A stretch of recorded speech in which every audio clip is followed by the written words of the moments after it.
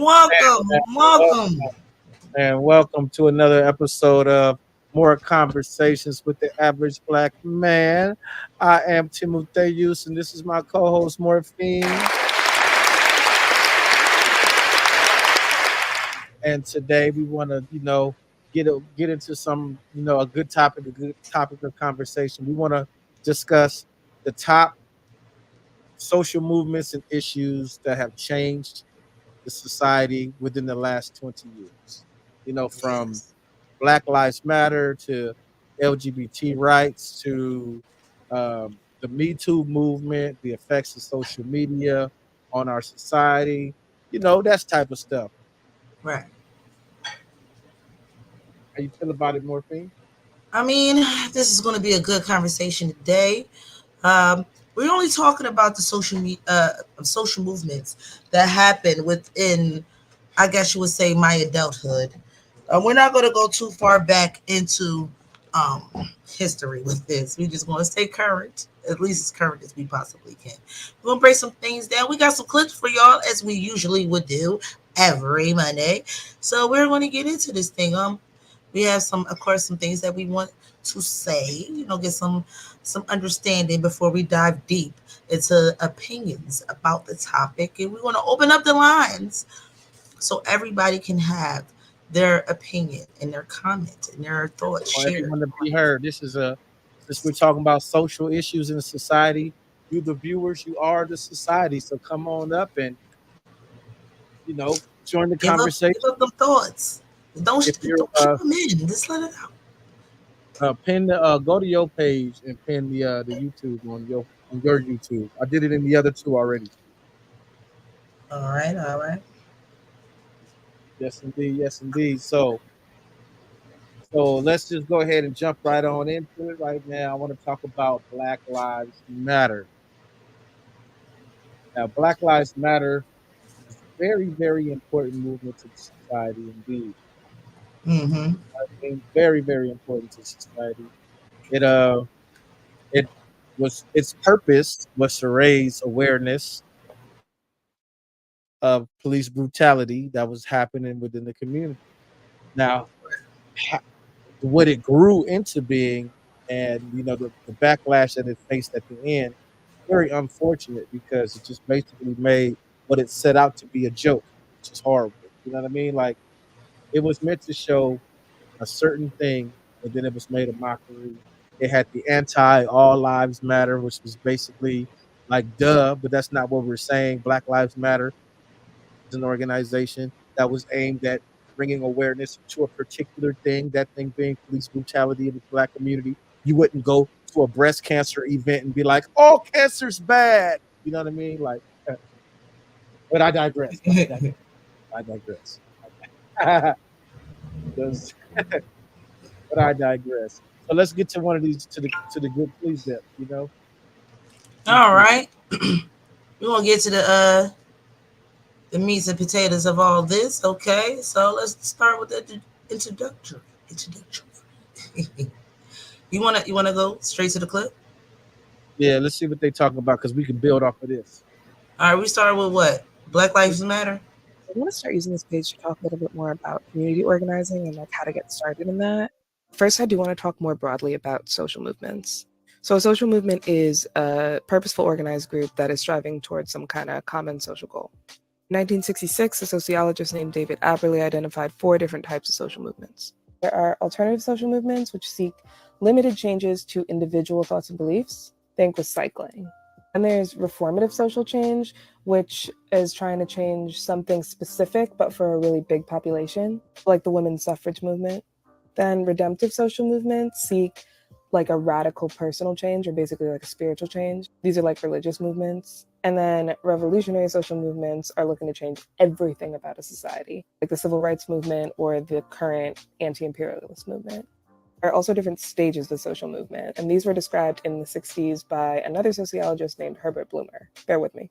So first we got emergence. There's not much organization. It's just like a group of frustrated individuals.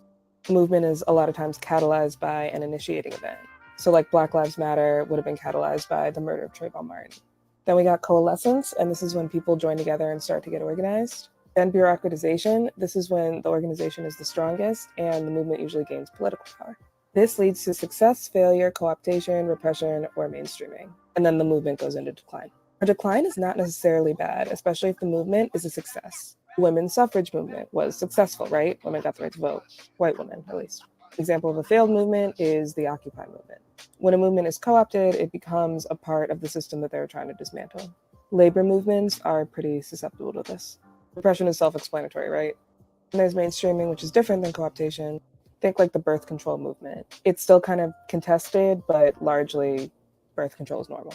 Next time, I promise we'll talk about concrete steps people can take if they want to get organized. Follow my page for more. Bye. All right, so I want All right, all right. She said a whole lot. She said a whole lot, a lot.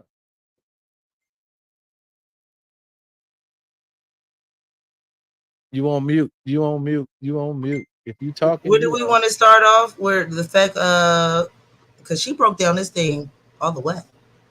Yeah, she broke it down all the way. It ain't nothing else to say.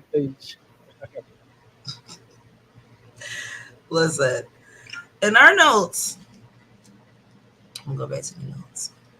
In our notes, when it comes down to the Black movement, it's a social movement that began in 2023. You know, it focused though it was supposed to focus on racism, but you know, like you said before, and as you introduced it, it got hijacked by some other people that Yeah, had its own agendas and things of that nature. So, yeah. The Black Lives Matters movement absolutely got co-opted by a certain creed of individuals. I'll say it that way for you too. It was hijacked by a certain creed of individuals, and they hijacked the word woke. And over time, woke began to mean anything that was DEI initiative or, you know, it got co-opted into the LGBT rights. You start seeing T-shirts that said "Trans Lives Matter."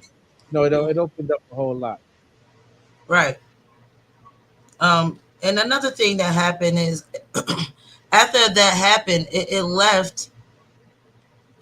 I left a nasty like little taste in people's mouths as far as, well, how do we support Black lives and we support the productivity of the police, how they treat us, how the government treat us, if this movement is so saturated with people that aren't for us.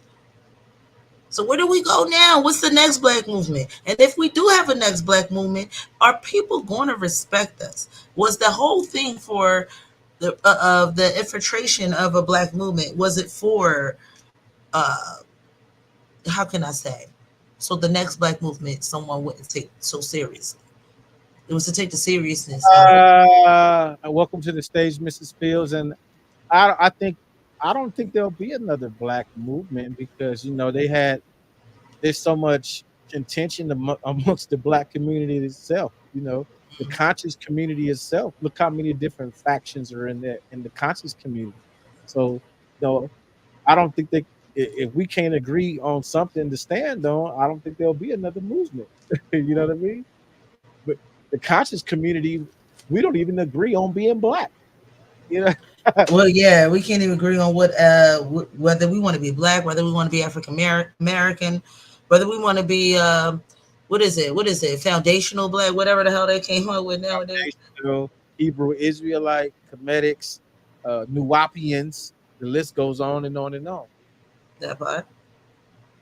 All right. Welcome to the stage, Mrs. Field. Hey, Miss Fields. Thank you, thank you. Hello, everybody. All right. Hellos, hellos.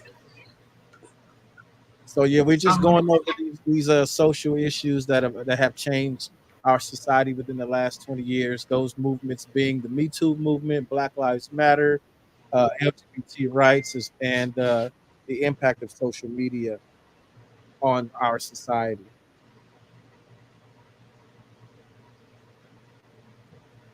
All right, just let me listen for a minute because I just got out here and so I'm just yeah. Give me a second, y'all.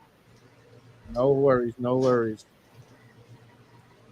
I would like to say on the movements that affected us today with the Black Lives Matters movement. I think it affected us in a way where we was all coming together as Black people, but at the same time, um, they also it's going to provoke other movements like the All Lives Matter movement that didn't really take off too far, not as Well, it far was as a Black Lives Matter. protest. That was a literal protest to the protest.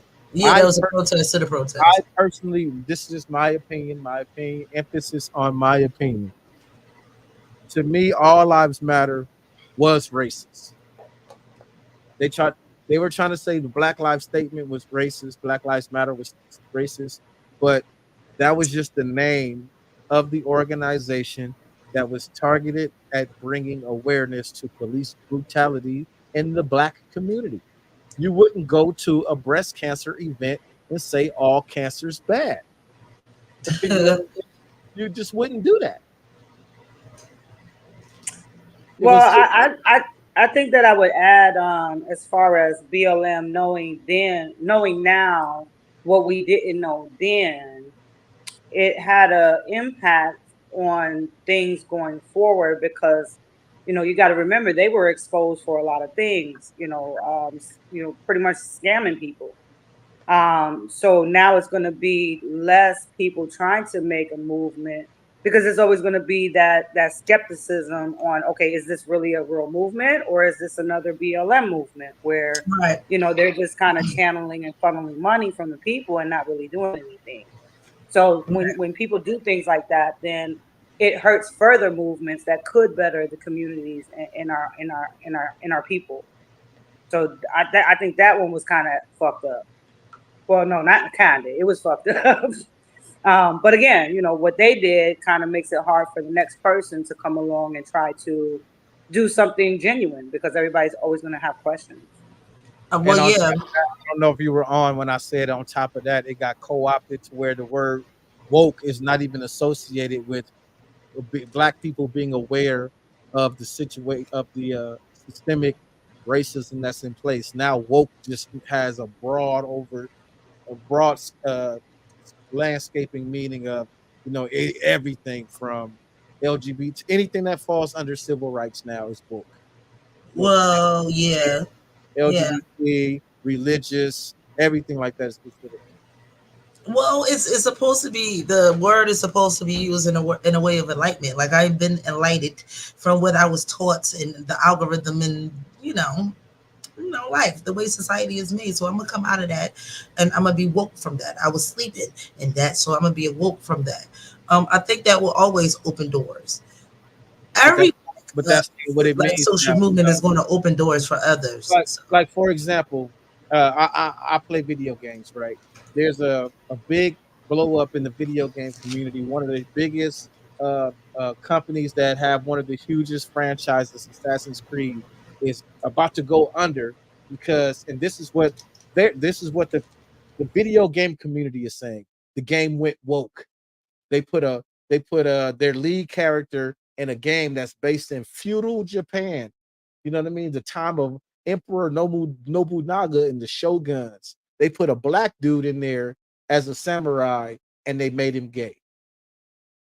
So and they're saying that's woke. They're like, oh, the game went woke. That's what you see what I'm saying? Yeah, I'm not with the whole woke word. I will I say still think that's sometimes woke.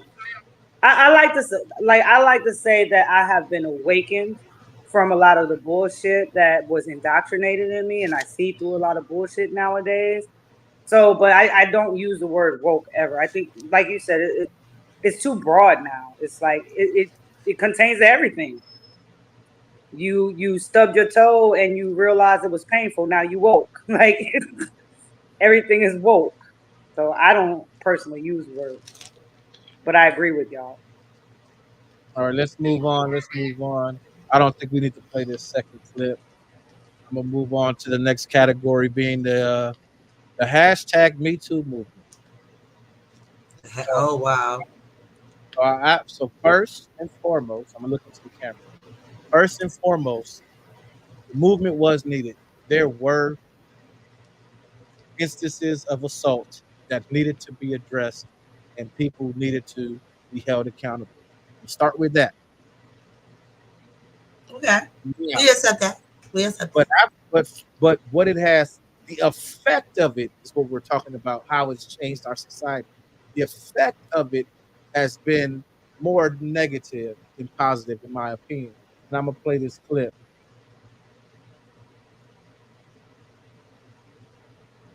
A paper came out recently that looked at the impact of the Me Too movement on academia, and it actually shows that post Me Too, women's productivity fell largely due to fewer collaborations with male researchers. It shows that this drop is most pronounced at universities where the perceived risk of sexual harassment accusations is highest. The actual findings comparing research before and after the movement are right here. And as you can see, after the Me Too movement, collaborations with male researchers inside the same institution fell to close to zero. The author points out that men feel like if they accidentally say the wrong thing, cancelled or fired. She also notes that institutions that have clear policies on sexual harassment help reduce this perceived risk. And this isn't just in academia. The paper also study which showed that 60% of male managers are uncomfortable participating in common activities with women due to the same concerns. And a curious finding of the study was that men make up for the loss in this collaboration by just collaborating more with other men, whereas women don't make up for it at all. The author concludes her findings by saying that Me Too was important for raising awareness, but it's also increasingly important for institutions to have really clear sexual harassment guidelines. He just said what I said. Yeah, I totally agree. I totally agree with that.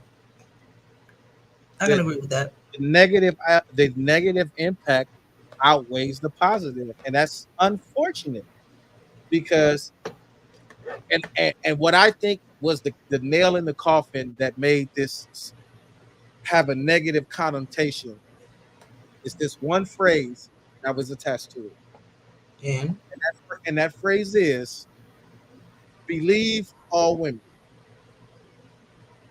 That was the nail. That was the most damaging thing I think that was attached to the Me Too movement, because it gave an automatic guilty verdict to any man that was ever accused.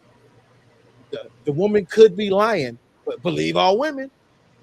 If I said he did it, he did it. If I said he did it, he did it.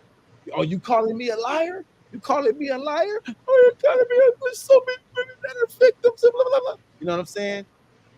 I think that was the most damaging part to it, because it created a space, like the man was saying right there, to where it was affecting women in college and in businesses because men just opted out of working with women to avoid being falsely accused of anything.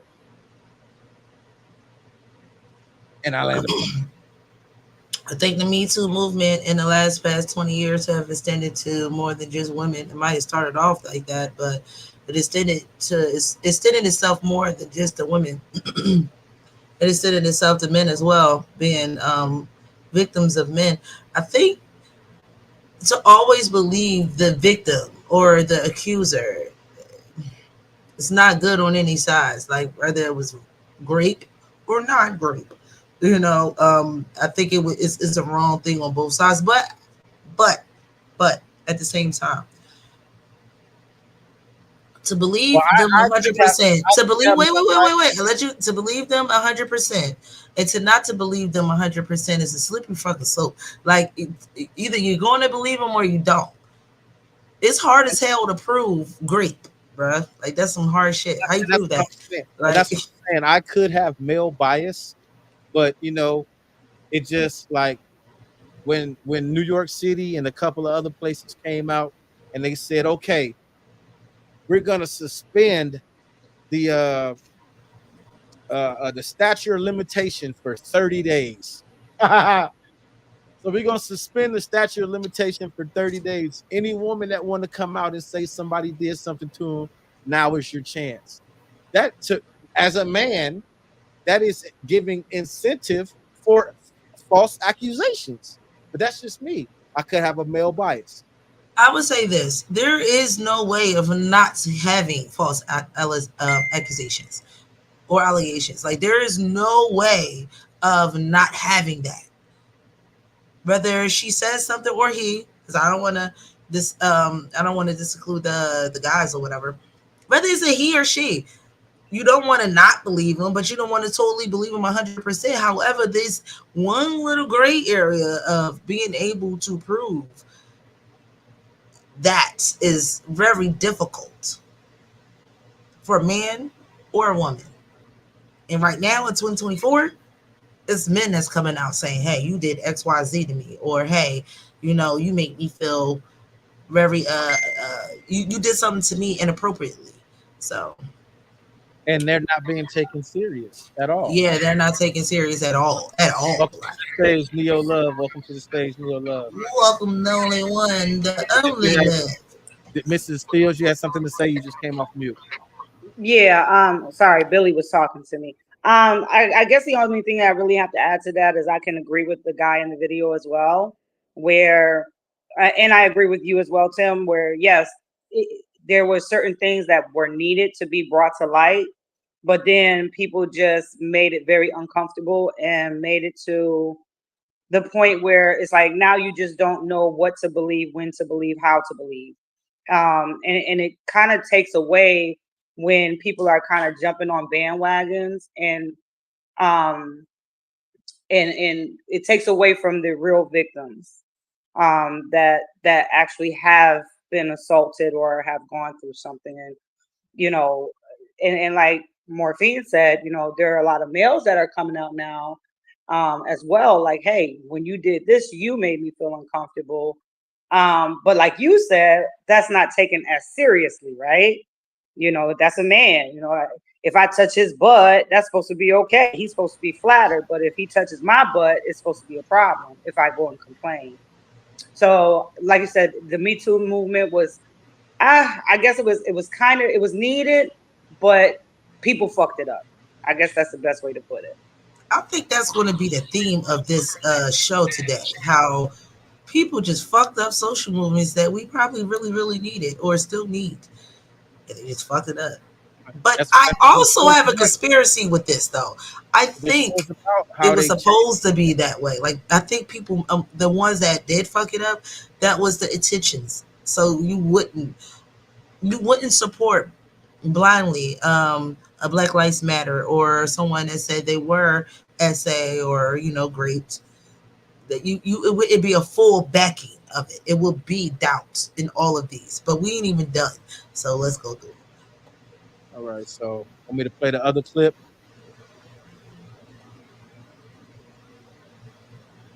Don't show them the number stuff. Show them the number stuff. You're right, women the Me Too movement. My name is Laureen Hayquist, and I'm a women's rights attorney at HAE. That is very, very low. Movement, employers can get women to sign agreements preventing them from talking about the sexual harassment and discrimination that they experience in the workplace. But now women can talk about what happened to them, no matter what. Okay, so that video was very, very low.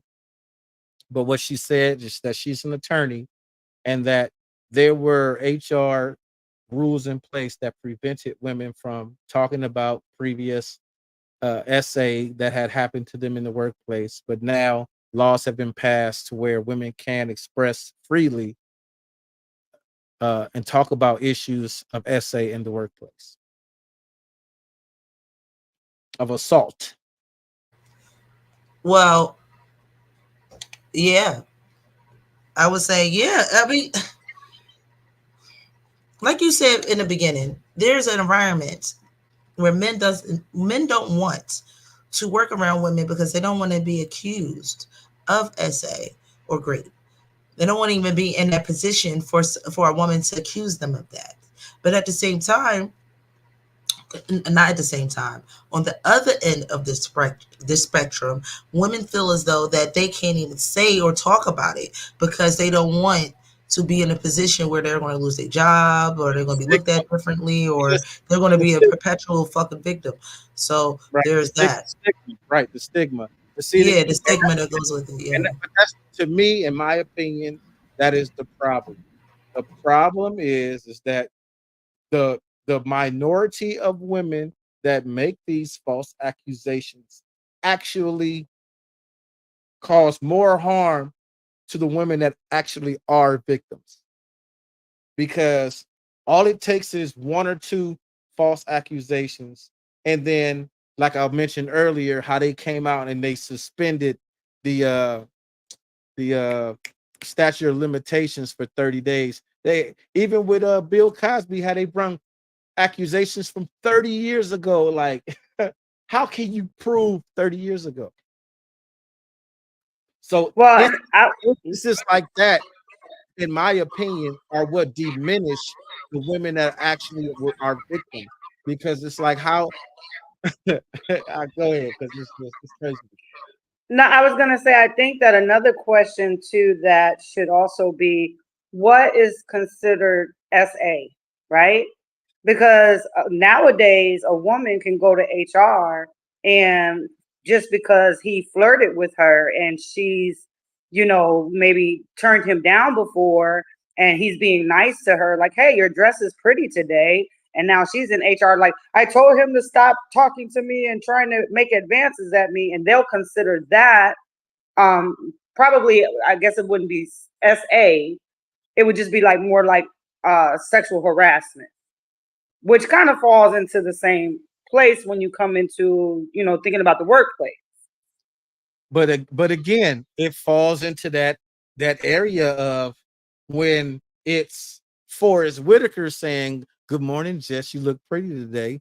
That's harassment. But when Morris Chestnut is like, "Good morning, Jessica. You look pretty today."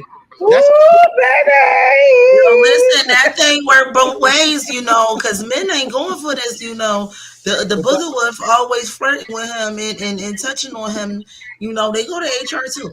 Like I said, this thing worked both ways, It's but what 2024. I'm saying is, Ain't be passive that's anymore.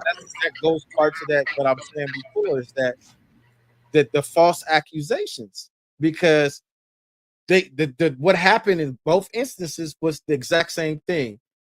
I'm using celebrities, so I'm just using celebrities as an example. So Forrest Whitaker saying, "Good morning, Jessica. You look beautiful today. That's a nice dress." Versus Morris Chestnut saying, "Good morning, Jessica. You look beautiful. That's a nice dress." One will go to HR. Forrest Whitaker, as he looked at me with that low eye. I couldn't tell if he that eye got beady. I think he was he was trying to be like, inappropriately looking at me with his beady eye. You know what I mean? But when Morris Chestnut did it, it was totally. It was, thank you, Morris. Well, and that's why I asked the question that needs, I think is important to ask too. Where does the line draw, and especially in the workplace, when it comes to SA or harassment? Because sometimes they'll classify the harassment the same as the SA. You see what I mean? Right. But the line is drawn in the accusation. That's the line. And then that goes back to what the guy said and what Morphine retouched upon, where there's a lot of men, they don't even feel comfortable working around women because they don't even want, like, I don't even want to say good morning, because if I say good morning too nicely, you might think I'm trying to get your cookies. And I was just saying good morning. And that works in, all right, can I bring up how you could say a woman could be nice to a guy at work? The same thing. I think guys feel the same way. Men could definitely can relate to this. You say hi to one of the guys that may feel like they're not attractive, or they may have some underlying insecurities, and you're nice to him, and you're not nice in a way that is sexually, but just hospitable. And you're hospitable to that person, and they just automatically think that there is a sexual attraction, and all you're doing is being hospitable. So it works with men the same way. All they doing is being hospitable, and women take it as, oh, that's a sexual advance, and it's not. Mm-hmm. But that thing worked both ways though, because I've No, done I it. agree. I've been hospitable to men, and it's like, Line, it's all overt. Line starts when the woman goes to HR. Neo Love, you came off mute, you're making a lot of noise. I don't know if you know that you did that or not. You want to say something, bro? Okay. No, did Mr. Love want to get in on this? That's what I was saying. I don't, if he came off mute I to don't think he did. something. Okay, we got Coach Ferg. Coach Ferg, oh, go ahead. Oh. Coach Ferg, welcome to the stage. Neo Love, were you trying to say something or you did that on accident? No, I was gonna say something. I forgot what I was about to say. I'm in the truck though, so I'm just listening to y'all. I forgot what I was about to say, and that's why I went back on mute. My bad. Okay. Welcome to the stage, Maurice. Welcome to the stage, Coach Ferg. What's I going just on? How wanted you to. doing? Oh, hey, Maurice. I just What we wanted doing? to Come agree with on. Morphine right quick because I have had a couple incidents where like I was just hospitable to guys and like they ended up having like little crushes on me and I'm like, oh, I was just being nice. Like I didn't, yeah. So she's What right. up? It can go both ways. Yeah. But that's just I think that's a young man's thing that men develop real young that I think we cleave to for ego purposes. Like, if I'm just out somewhere and a woman smile at me and say, "How you doing?" and smile real big and cheese, have a great day. I'm like, you know what? She want this day. Yeah, that's what I was about to say. That's That's all what I right. was about to Now say. I was about to say. he got his thoughts I back. was Go ahead, about to say. love. If I'm being hospitable and extra nice, it's safe for a woman to think. You can jump in my inbox. It's safe. You know, Hey, I'm not gonna say no. Don't jump in my inbox. Jump in my motherfucking inbox. That's why I'm being hospitable. Yes, yes. well, yeah, So like this y'all is send confusing ass messages where y'all be all nice to us, and we know, like real talk. Every nigga know what it is. We know when that woman being extra nice to you every time she see you. That means if I wasn't in my situation, it would be on. That's what that means. Like So, hands but down, no. that shows to show word. you that goes to show you Yeah. that like women in general are pretty mean to men. Like like the fact that a woman would say something nice to a man and all of a sudden he jumps from like 0 to 100 about, oh shoot, this is the one. That speaks a lot to how men in general get treated by women. Like they don't exist or they treated like they're less than, right? But then there is that ego aspect too that does play a part.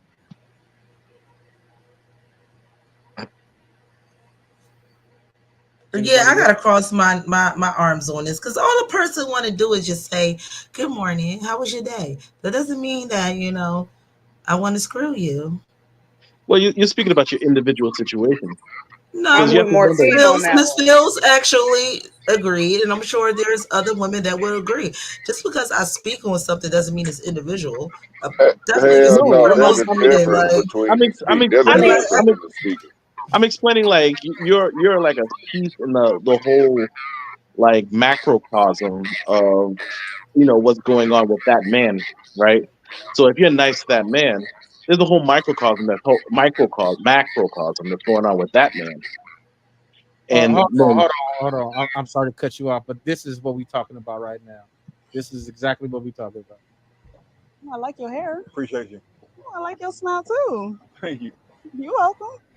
Bro, they out here right now, bro. Shorty just trying to eat me up. Bro, shut all that. right. Damn. But I got my I knock it down. You feel There me? you I'm go. playing, bro. Like, You gonna one knock me down, bro. Everybody gonna one knock me down. I ain't no thought, you feel me? I ain't about to have all them running the train. I'm knocking me down. Back to back to back to back to back. God, that cannot breathe. One thing about me though, I'm gonna pull. This girl really just came to the Hell spot. yeah, they own me. They own me. I just came to the oh conclusion. yeah, you can't I'm even back. be nice no more. You can't even be nice no more, Damn, you can't y'all. even be nice. Lord Damn, have like, mercy. oh, I like your hair. Oh shit, them shoes nice. You look She good want to give today. me some coochie. No, you just look nice today. Like what the fuck? I'm sorry to cut you Yesterday off, you looked Maurice, like but shit, but today I, you look I nice. remembered that. I remembered that I had to play that. I'm sorry to cut you off, brother. I'm just saying though, if he got that same thing every single day, like women love to complain about how they get complimented every day, always got a guy approaching them every day, he would not react that way. Right. It's like me and someone else in the back chat was talking the other day because I was mentioning that I was listening to videos at work about how men don't go to singles events, and it was like, well, why would men pay money to buy tickets to go to a rejection party? you, know, you know what I mean? like we don't get dissed enough. We gonna pay money. And I was talking to my buddy about it too, and we were talking about how this is why it's really bad because if it's 10 guys and 10 girls, and there's groups of 5, there's 5 friends and 5 friends, and 5 friends or whatever. if one guy talks to a girl in a group of 5 friends, and that girl says no, if he tries to talk to her friend, she's like, "Oh, you just tried to talk to my friend. Why you want to talk to me?" So now he talked to one girl, she shot him down, and that made all 5 of them out of the picture now. Homeboy screwed up, man. When you approach a group of any group of girls, man, you talk to them all. You gotta scout. You gotta scout it. You gotta be You talk to scouting them before all you at the Right. same See, time. You gotta know where Maurice your know the prey is. procedure. Yeah, Man, yeah, you gotta 'cause know your target. You gotta pick your target wisely. you know women have that beehive mentality, man. They all in one mind, so you gotta make sure they all kind of approve of you first, and then you pull one shorty aside, and then you have that conversation. You know what I'm saying? Anyone watching want to come to the panel, just click the link in the comments and we'll bring you onto the Oh stage. my God. The link is in the How y'all comments. doing today? All How you right, Trey. doing, How you Coach? doing, Coach? Oh man, I've been. How y'all doing? What's up now? I've been listening to the first part. I'm gonna answer to say something regarding the first part. I think guys. I grew up with sisters, so it wasn't a big thing for me to comment on women that I work with. I would say hello. I would never comment on how you look. Never. Because I learned early in my life, I'm not going to play where I work and where I lay. I think a lot of guys make a mistake on commenting on women at work because I don't want you to get no idea that we'll ever date. We're just going to be co-workers. I'm going to always speak to you in a professional way. I'm going to always make sure that other people are around. I don't need to comment on your new dress. That's not me. But again, people are different. They see what they see, and I don't think a lot of guys have had enough experience younger to really just embrace. If females look good, don't mean you always got to comment on them because, as you can see today, you can get yourself in trouble because they're going to take advantage of an opportunity to sort of, I look at it like this: if you're an attractive guy, it don't matter what you say to her. You can go in there and call her ugly. She be like, "Oh, you so silly, boy." Oh, But if you ain't attractive, though, she gon' probably follow through. But I don't think. But here's the thing: guys gotta admit that they ugly. Admit that. Go up to a girl and say, "Look, I know I'm ugly and ain't your type." She'll probably want to get with you because you're not afraid to be vulnerable. It's not being vulnerable, but you have a sense of humor. You know what I'm saying? Guys don't have a sense of humor. And it's okay. I used to tell a girl all the time, listen, I know you don't like light-skinned dudes with bald head, but hey, I can change your life. Next thing you know, hey, I get whatever I want. But again, you just got to understand yourself. All women, listen, never date a woman that you work with. You can get with all her friends, but never date her. Because she already understands how you move. And if you're an attractive guy, women know if other women are attracted to you. And that group of girls together, you get one, listen, you got to catch the one that you like walk into the bathroom. When she get away from the pack, then you shoot your little shot and say, I'm going to come over and holler at you and your girls. Then when you get over her, she done already, girl, look at her, see him right there. So when you get over her now, they just trying to walk you down. And if another one of them are attracted to you, then you might be able to get what you want out of the deal, but never do it in the group. And just have a sense of humor about yourself. That's the easiest way to get them. You can make them laugh, then you got one foot in the door, but I would never recommend commenting on a woman at work. I don't care if she's fine, big butt, big breasts. Just be like, hello, how you doing, Saprita, and keep it moving. She'll catch you out to work. What's up? You going to happy hour? Let's go to happy hour. Then that's when you let her know, like, look, I know what I want to do with you, but you might be risky, so I ain't going to take too big of a chance. Oh, no, I ain't going to say nothing. What you mean? And she'll walk it down for you. You ain't got to do too much, but that's just me. In my experience, I don't know. He over there giving y'all all the game. Free You know, game. Coach, the game is sold, not told. I'm gonna need you to stop doing it. Don't forget the wingman though. When you deal with the Look, But these guys need to be told because they seem to make it think that it's just so hard. But I know women, not every woman likes me, so I'm okay with, making fun of myself because now, what I'm saying, that breaks the ice when I can make fun of myself. And well, you ain't usually my type, but you are handsome, you are cute, and blah blah blah. And I'm over here like, yeah, come on over here in this den over here so I can, He like, hey, got it is what it is. There you look, go. Morphine, I'm sitting here taking notes for my sons. What you talking about? He dropping gems for real. I'm about to have a talk tomorrow. Look, he over here telling game that is sold to people. Shit, we Right. can be making M's off of this, Coach. What's wrong with you? It's like, no. But listen, that's some good advice. That's exactly what needs to be done. And then you know that women, if they see a group of guys, they will wait till you break and do the same shit. They go, if they try to shoot their shot, they're not going to shoot their shot and amongst a group of men. They're going to wait till y'all break. He goes to the bathroom, he goes to the bar, whatever. And they'll be like, hey, so spark up some, like she said, I like your such and such. Damn, that's that. I'm like, that's how women make the first attack. We started talking about what we like about you. Yeah, I was gonna say we might not be like, hey, what's up? What you doing? You wanna go hang out? But we'll be like, hey, yeah, I saw what you did today in that meeting. Right. That's Oh, a them nice shoes you is got fly. on. I like that. Like, So I like your I locks. totally agree with that video. I totally agree with that video. That woman was really like, like telling him he can get it unless she has a boyfriend. But even if she Why has do a you boyfriend, sound like she's the auto telling him tune? that she is attracted to him. So he wasn't lying. I heard what you said. He do sound like he got Goddamn, home. like that shit meant something. That wasn't how she just talked to everybody.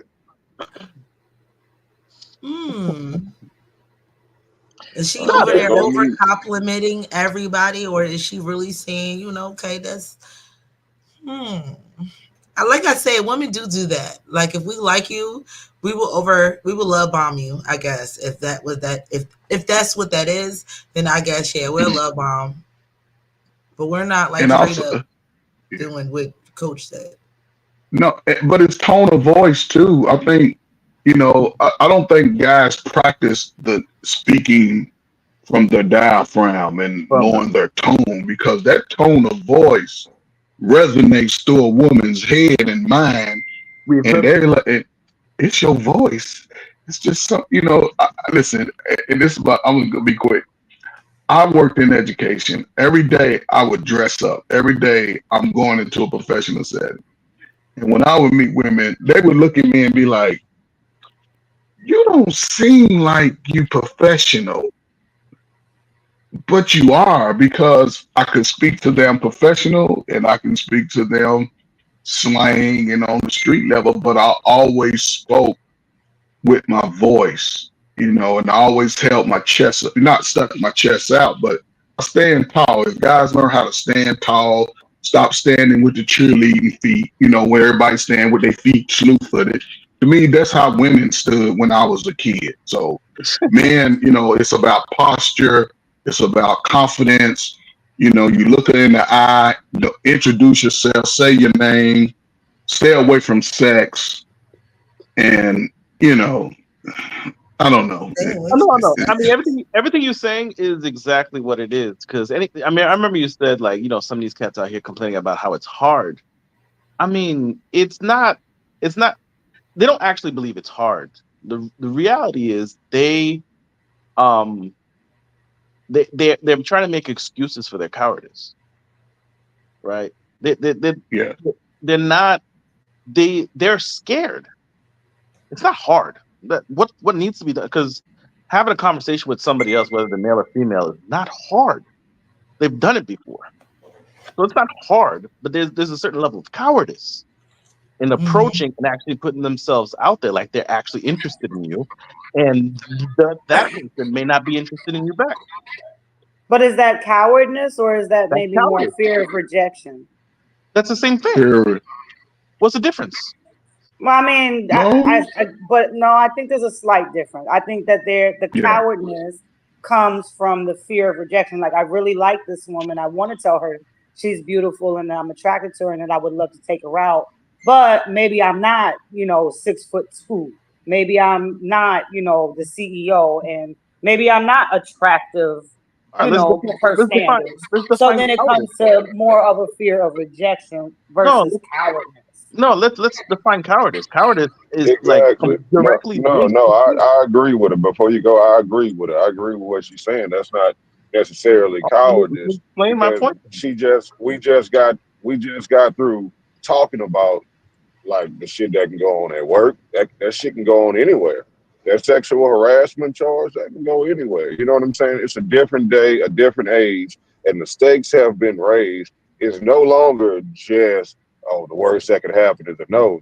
There's a lot worse that can happen now. Then she could be recording you and put you on social media, fuck your game all the way up. Everybody in the city like that's the nigga that got shot down by this bitch. Like this shit could really follow you around. Like it's a different time. The stakes have been raised. Women are also less approachable. That is facts.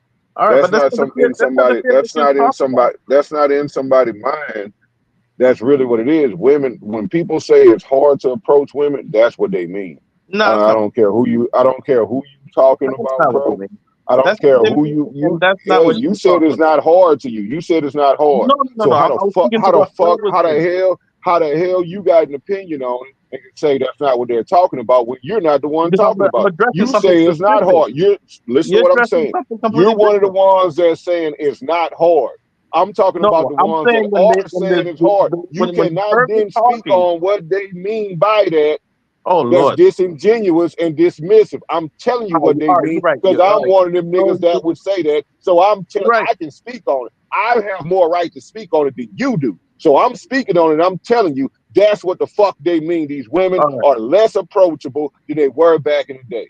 That's what they mean. You're right. Period. You're right. You're right. I know. And I already and knew. it's still cowards because it's not hard.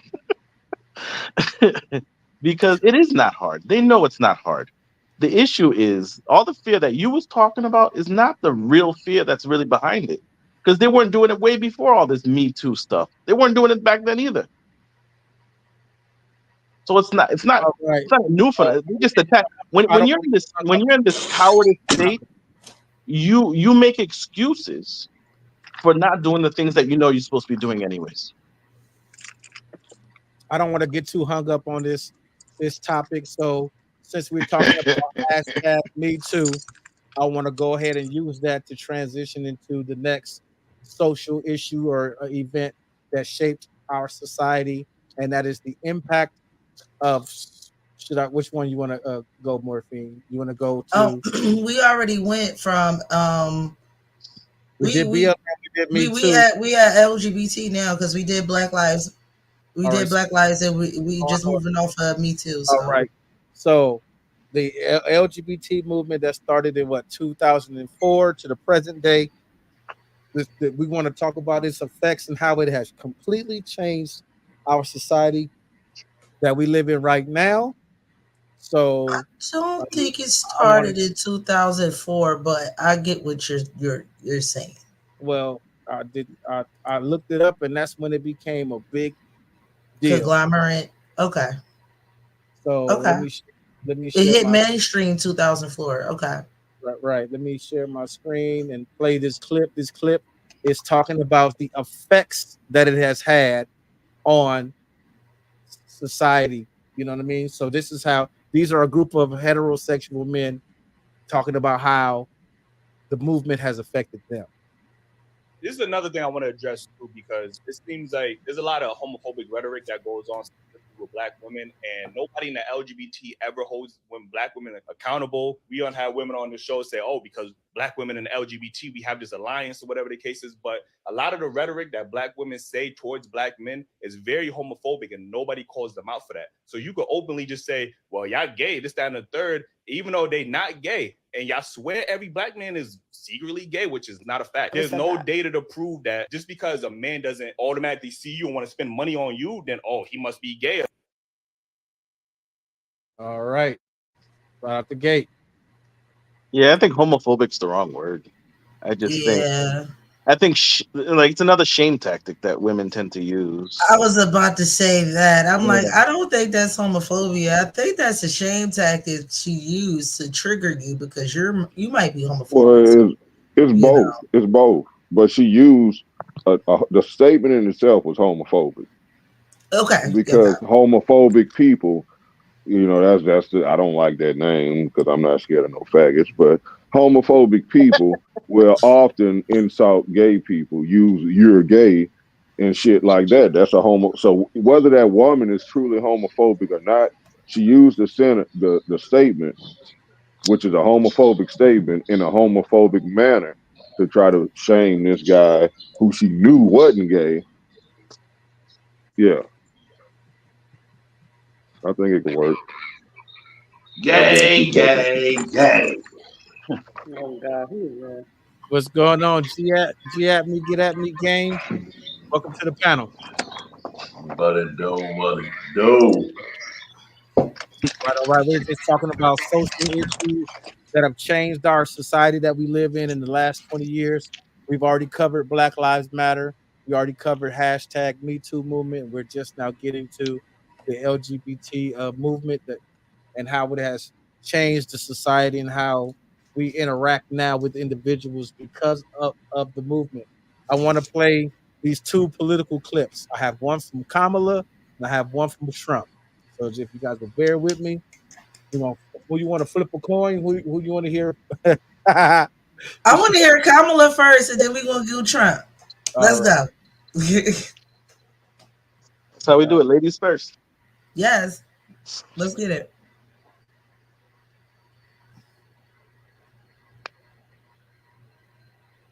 Two minutes, 30 seconds. The very existence of the LGBTQ plus people are under assault. Where does Kamala Harris rights? In 2004, while serving as district attorney in San Francisco, Harris conducted marriages for same-sex couples after it was legalized in the city. I'll never forget pulling up to see all the families of every configuration and just pure joy, pure happiness. It was such a special moment, and it was all about love. In 2010, Harris became Attorney General in California and played a key role in restoring marriage equality by campaigning heavily against Proposition 8. My opponent said he would defend Prop 8, which would have banned same-sex marriage, and I said I would not defend it. And I got a call. The plaintiffs have asked that you would be the person to perform their marriage. And I was like, are you kidding me? Of course. By virtue of the power and authority vested in me by the state of California, I now declare you spouses for life. She also successfully advocated for the gay and transgender panic defense to be outlawed in California, a legal strategy used to claim that a perpetrator was panicked into committing a violent crime due to an unwanted advance from a gay or trans person. Since becoming vice president in the Biden-Harris administration in 2020, Kamala has continued to be a vocal advocate for LGBTQ+ rights. In states across our nation, extremists, so-called leaders, Pause. fan claims of hate. You gotta pause that. It's too long. But there ain't no music playing in the background. Still. This is a TikTok. But no, something she said did stand out to me. I almost want to rewind it back because I was like, wait, was there a law that was passed that if somebody hit on you and you took offense? You know what I mean? I was confused. Yeah, I never Do heard. you know where that minute mark is at? It was called a panic law. Right. When it makes you panic and flip out, like, yeah, because that's what she said. It was a law passed that did protect people in those situations, but she got it done away with. Okay. All right. So let's get this last last 60 seconds out the way. For political gain. We stand for the right of all people to live free from discrimination. In December 2022, the pair passed the Respect for Marriage Act, which protects the marriage rights of same-sex and interracial couples in federal law. For millions of LGBTQI+ Americans and interracial couples, this is a victory, and it is part of a larger fight. The Biden-Harris administration has also tried to expand Title IX's anti-discrimination laws. This includes explicit protections for LGBTQ+ students in federally funded schools. Notably absent, however, is any mention of the bans on transgender athletes. On Sunday, 21st July, after announcing that he is standing down as the Democrat nominee in the upcoming election, President Biden publicly endorsed Kamala Harris. Several human rights groups and celebrities have voiced their support for the VP, including Charlie XCX, who posted on X that Kamala is brat. The new presidential candidate for the Democrat Party will be chosen at the Democratic National Convention. All right, that's we don't even need none of that no more. How we feel about that before we move on to Trump? I don't like the fact they like to mix in LGBT with black discrimination issue. Interracial couples. Yeah, like it's the same thing. It's not, because it all falls under the Civil Rights Act. I had mentioned that earlier in the show. I was about to say that. We covered BLM. It's like, the BLM kind of helped. Well, I won't say help, but we noticed an amalgamation of the movements. You start seeing Trans Lives Matter shirts and stuff like that. Black Trans Lives Matter. So it was like an amalgamation of the movements that happened. it happens with everything. There's that Compton shirt that everybody co-ops. There's that the Black Lives Matter thing that people co-op. There's orange is the new black. They tend to co-opt the black movement and structure for other social and cultural movements. Yep, I agree. I have a question. Okay, so this is my experience. Well, I have a question too, but it's for Morphine and both of you all. So, Tim, I know you married Morphine. Let's just say you married, and your husband is a certain type of person. And every night before y'all go to bed, y'all have conversations about life and issues and things you're going to do the following day. He's giving you tasks to take care of the following day. And then the next day comes. Are you going to follow up on those tasks that you and your husband discuss? Yes. Okay. So I asked you that, and to motorists, I assume that, like myself and you, we have conversations with our spouses and we have things that we need to accomplish and we expect them to follow it. So I think people don't understand this. One, she's married to a white JEWS. So she's going to say whatever, but she's going to follow his plan. She's going to follow his plan. His plan is what it is. His plan is what it is. It's not going to change. I said I never thought about that power dynamic of him being the head of the household. I saw somebody else say that too. So this isn't the first time I heard it. Yeah, and that's what it is, because in our communities we talk about the man being the leader in the head. Well, he is the leader in the head. She married a baby daddy with no problems. She's following everything under his authority. And she has no children, and he did. Exactly. Right. And he has two. Word? We can't. Those are his kids, not hers. What? Yeah. Yes. Yeah, you didn't know that? Yeah, I don't be following this thing like that.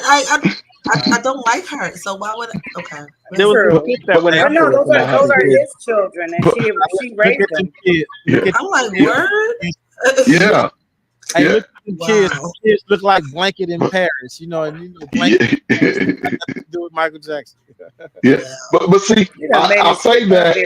That's crazy. But I say that, and I ask that because the agenda that's being pushed is going to actually perpetuate men and women of color to go with the opposite sex. Meaning, you know, the question they ask, are you born like that or are you manipulated to be like that? All of this agenda says is they're going to manipulate the youngest and the most vulnerable of us to live that lifestyle. What happens when they do that?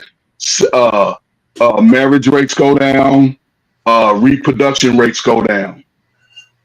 But people are championing this like that's the way of the future. That shit right there will destroy everything about our nation of people. Everything. All the men that's supposed to be strong, they're gonna be 6 foot wearing dresses with high heel shoes. That is an It's gonna be sad. So we're gonna have to have a conspiracy theory. So I think that might need to be next week. We need to just hit a conspiracy theory. Just lay them all on the line, because this goes to what I was talking to Miss Fields about. Was it earlier today? Or it was about maybe yesterday. About no, it was earlier today. About population control. Yes. Right. All right, and anyone that has anything else to say before I put on Trump? No, I'm waiting for Trump. Let's go. He entertaining. Okay. The left-wing gender insanity being pushed on our children is an act of child abuse. What will happen to trans rights if Donald Trump wins the presidential election? The former president's re-election website features a section called Agenda 47, which has dozens of videos outlining his policies for if he returns to office. In one video, titled President Trump's Plan to Protect Children from Left-Wing Gender Insanity, Trump makes clear his plans for trans rights. On day one, I will revoke Joe Biden's cruel policies on so-called gender-affirming care. I will then ask Congress to permanently stop federal taxpayer dollars from being used to promote or pay for these procedures and pass a law prohibiting child sexual mutilation in all 50 states. It'll go very quickly. Trump also pledges to sign a new executive order to cease all programs that promote the concept of sex and gender transition at any age. For any hospital or healthcare provider delivering gender-affirming care to trans youth, Trump will make sure they no longer meet the federal health and safety standards for Medicaid and Medicare. Furthermore, I will support the creation of a private right of action for victims to sue doctors who have unforgivably performed these procedures on minor children. Copyright. So we just gonna be quiet. Copyright. No, I'm just You know, we got pause for a second. Sound like Trump the nigga. Sound like Trump the nigga to me. You making I have a question. When it comes to children, that is the only, because as far as the whole movement goes, people are free to identify as who they want, have sleep with who they want, be who they want. But when it comes to children, that's where I draw the line. Children should not be encouraged in schools, in that public schools, this type of stuff. They're supposed to go to public school to learn ABC 1, 2, 3. I got a question. He said that it's something he said that stood out to me. I'm gonna come on camera for this because it's past my feeding time and we're on 2 different time zones. I'm sorry about that. So he said something that stood out to me, and it was something about mutilation. And if I'm not mistaken, a lot of them conservatives think circumcision is mutilation. So is that going to fall under that category? It raised my eyebrow. Like, hold on, wait a minute. There's a difference between circumcision and castration. Yeah, right. They might both start with a C, but yeah. I get it. I get what you're saying, but like there are movements. Not even just castration. I get what you're saying, but there are movements that think that is mutilation. So I'm asking a question. Because I live in California, and in California, a big reason why a lot of parents have taken their children off of their health insurance is because in California, if your child is 12 years old, they have the right to have confidentiality of their health care, even if you're the parent paying for it. So that means you're the one paying for, you put your kids on your insurance at work, right? Boom. Your 12-year-old daughter could become pregnant. You do not know she's pregnant. She could go down to the clinic with her. No, not even the clinic. She can go down to whatever provider you have on your health care. Through your Damn, job. in the mic, morphine. Yeah. She can go whatever. My mic is muted, sir. Whatever you signed up for, whether it's Kaiser, Blue Cross, Blue Shield, whatever. She can go to that provider at 12 years old, receive a termination of pregnancy, and you will never know until you see that charge on your services. And if you call and say, hey, what's this? Oh, your daughter came and got something done. Well, what does she get done? I don't have the right. That is patient doctor confidentiality. I can't tell you what your 12-year-old daughter had done in this hospital that you pay for her health insurance. Well, And it's that's 14, but no, yeah. I'm talking about California. It's 12. In California is 12. And Yeah, every Pennsylvania is 14. every state is different. I'm not against that law though. I ain't gonna lie. I'm not. You're not? No, Trump slammed it for me. I have a problem. Sounds solid to me too. I have a problem if I'm paying for my child's medical insurance, and my child is absolutely under the law a minor.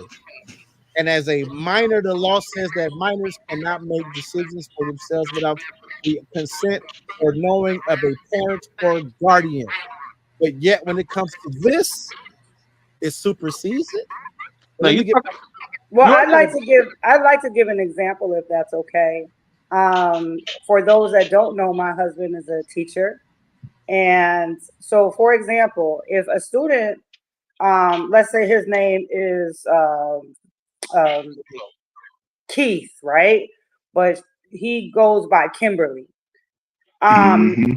If he calls him Keith on accident, right? For one, if the kid wants to make a big fuss about it, he can go to the office and say he didn't call me by my correct name, or he misgendered me, or whatever. Dead name. But also on top of that, like, let's say, and he's told me this. He says, he had one student. I don't remember the name, so we'll stick with Keith and Kimberly. And it was like, well, when you call my mom, make sure you say Keith. But when you're in the classroom, you call me Kimberly. Yeah. And he has to do it, because if he doesn't, he is liable to get in trouble. Yep. That happens. And these parents don't know. And that's why the children are telling the teacher, well, when you call my parents, you better say Keith and not Kimberly, because the parents don't know. That happened out here in a city called Harupa Valley.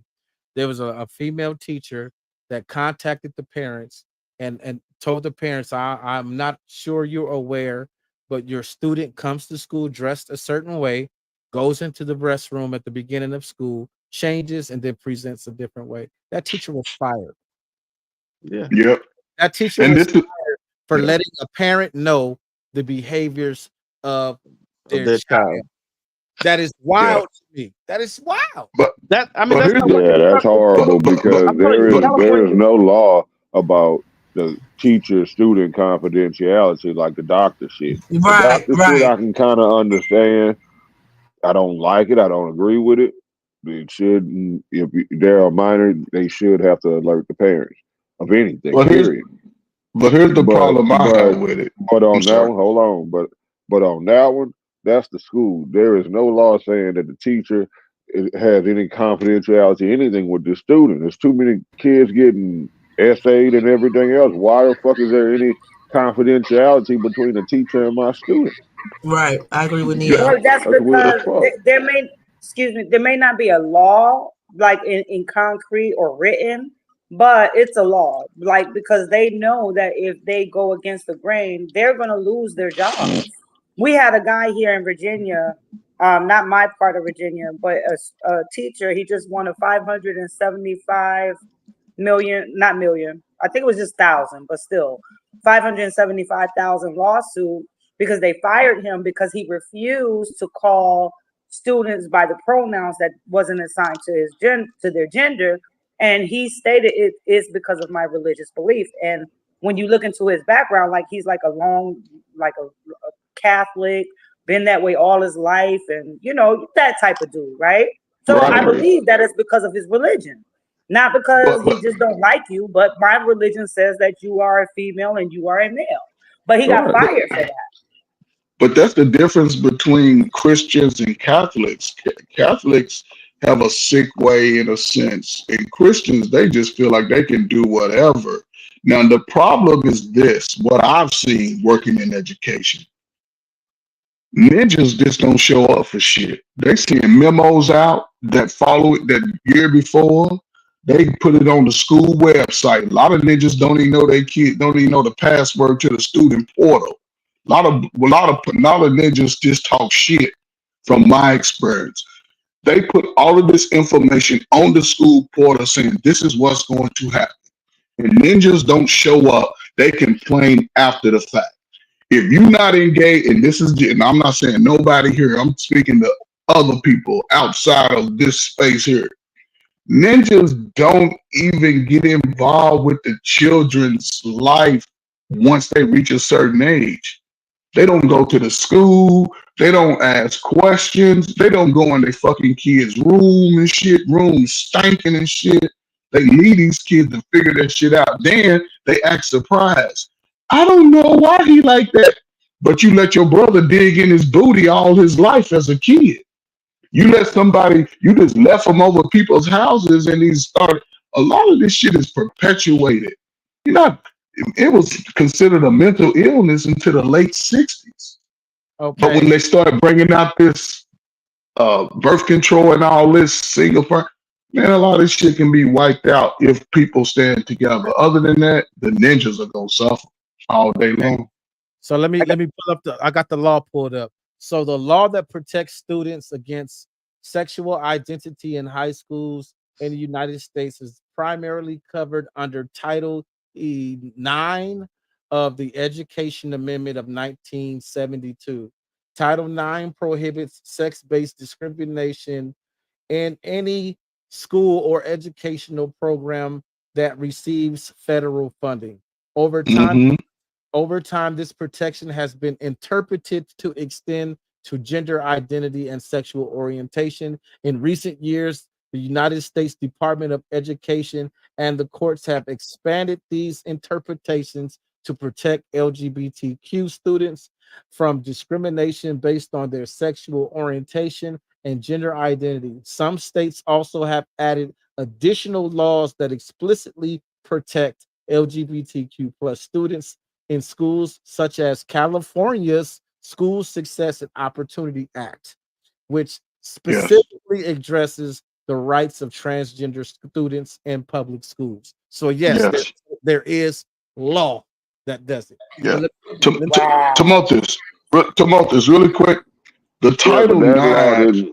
That law didn't say nothing about, prohibiting them from speaking with the parents. Although I'm assuming that act that you read may have something about it in there. But that's the part. Like, I can see the way the teacher did it. Like, do you know your teacher is a drag queen? Yeah. Okay, I can see that. But if I call your house and I say, okay, Casey or Keisha, whatever the fuck the kid's name was, and you like, who is that? That's what your kid goes by. I should not be fired for calling them the name that I have to call. If I have to call them this, you can't say, well, you got to call them this. But if you call a house, you got to call them this. Like, that's weird. Which one do I got to call this little motherfucker? Look, Neil, hold on, Neil. I can tell you, my husband showed me his roll book one time because he wanted to point it out to me. And before, all of this blew up, you would just see names. Now, not only do you see the names, but they have parentheses and the pronouns or a different name. They actually put that in the role.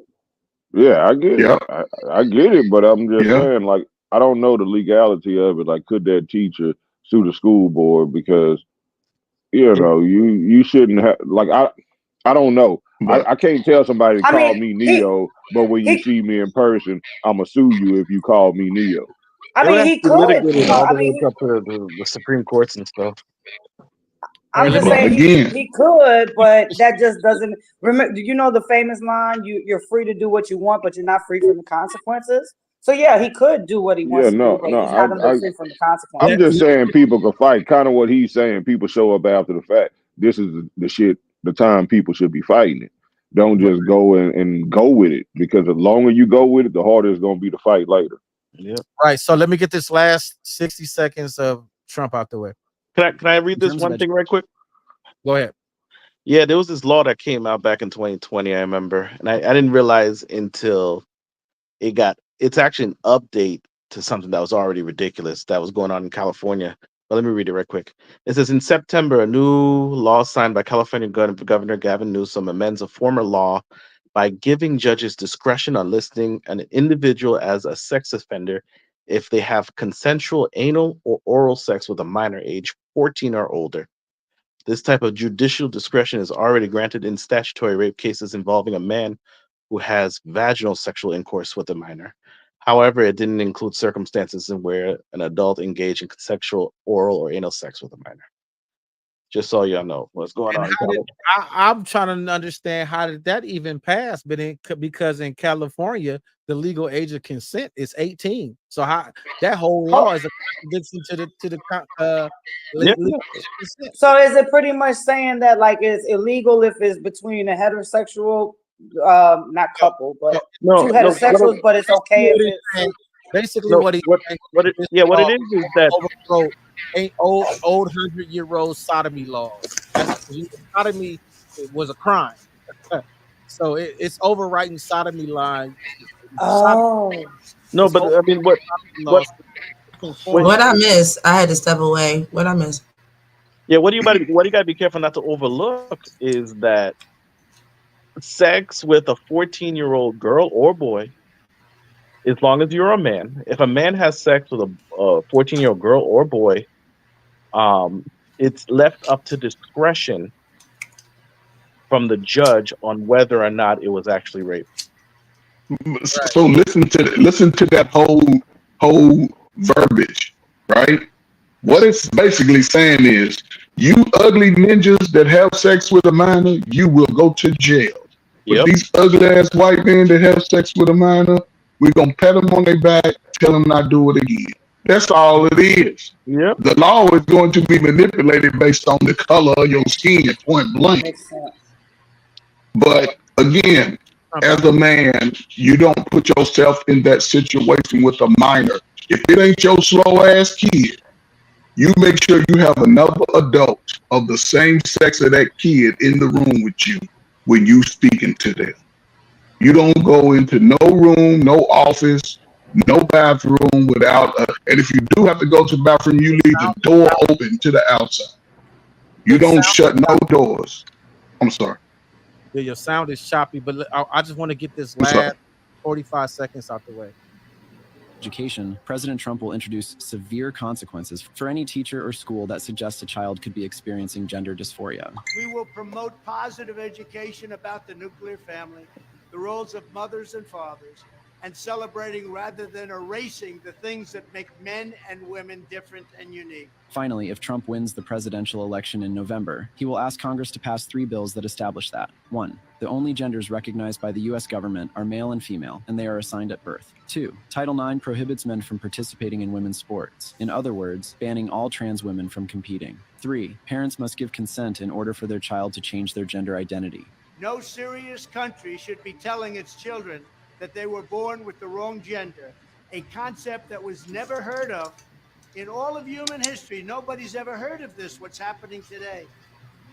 It was all when the radical left invented it just a few years ago. Under my leadership, this madness will end. Thank you very much. They said base. Peace. Thank I you very don't much. disagree with that though.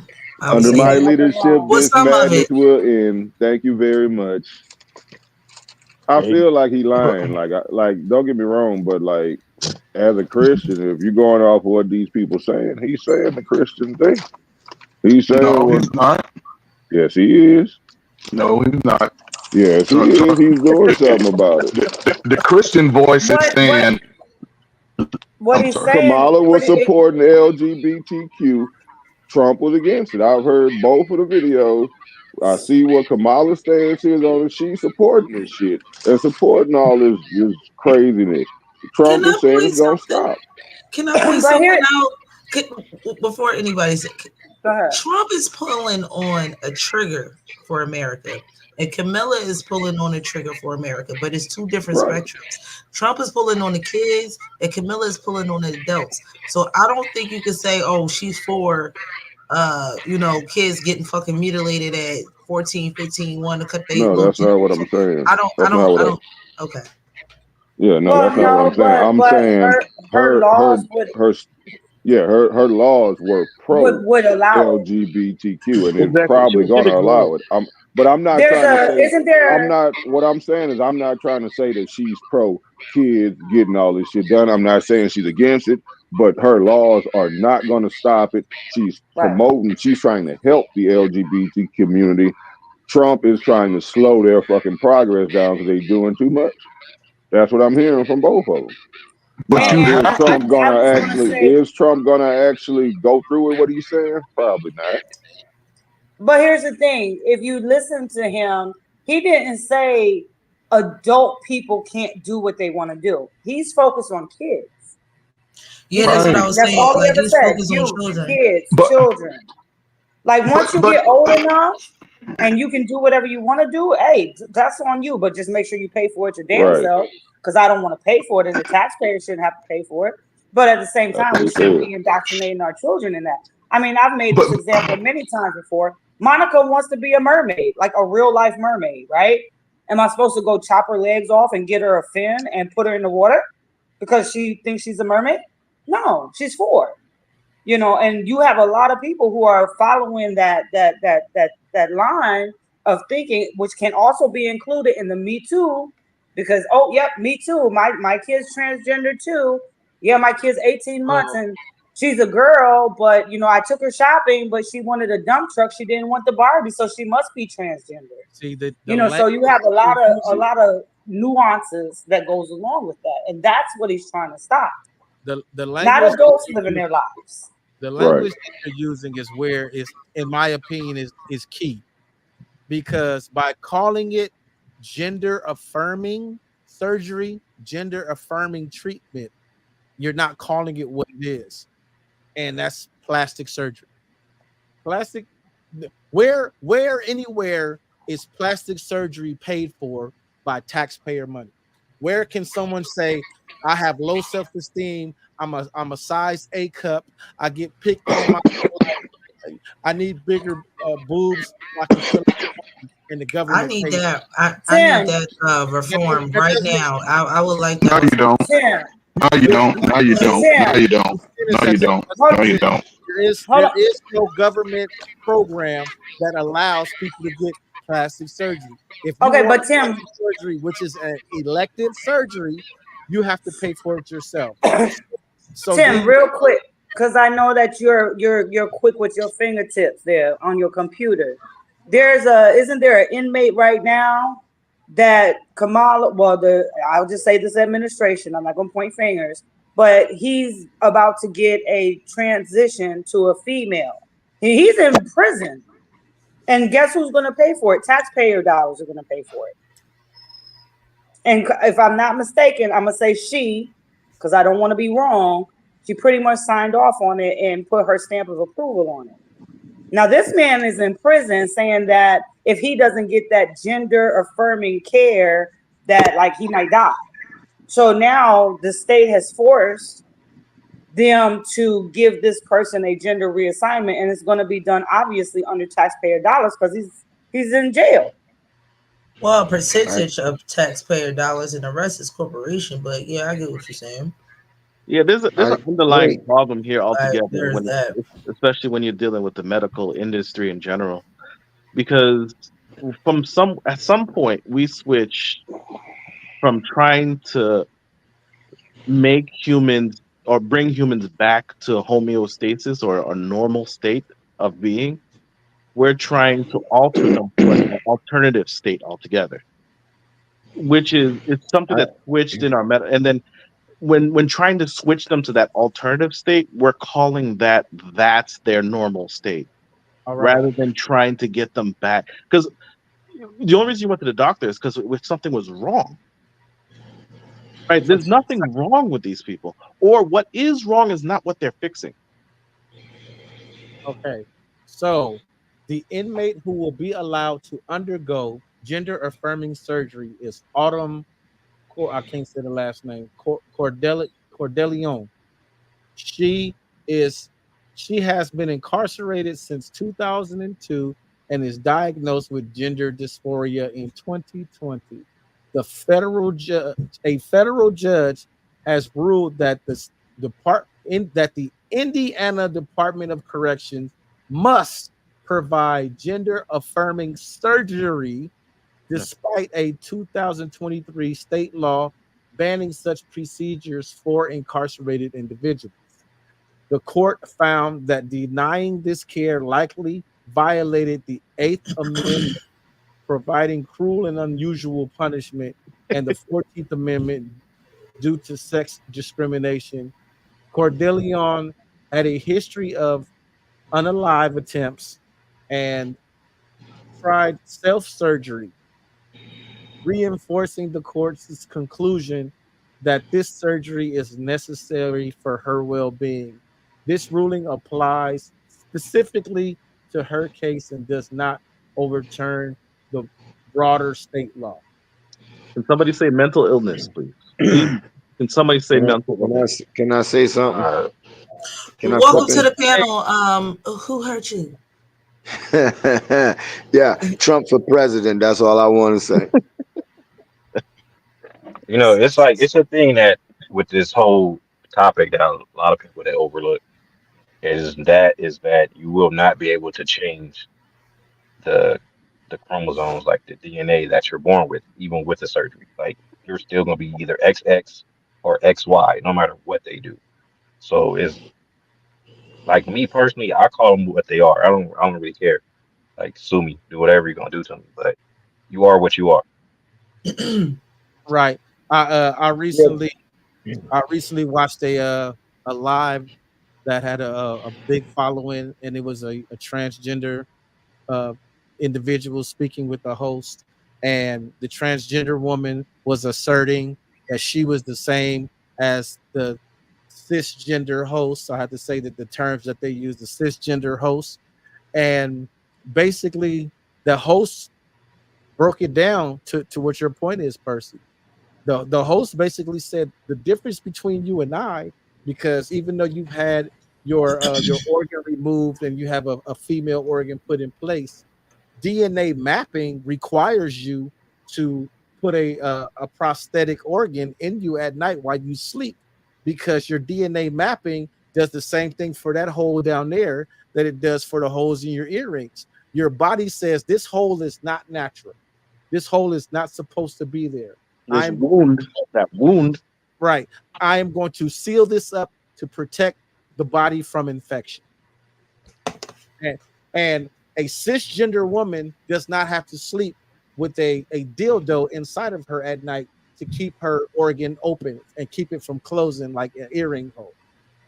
No, but they do use Benoit balls and other things for other reasons.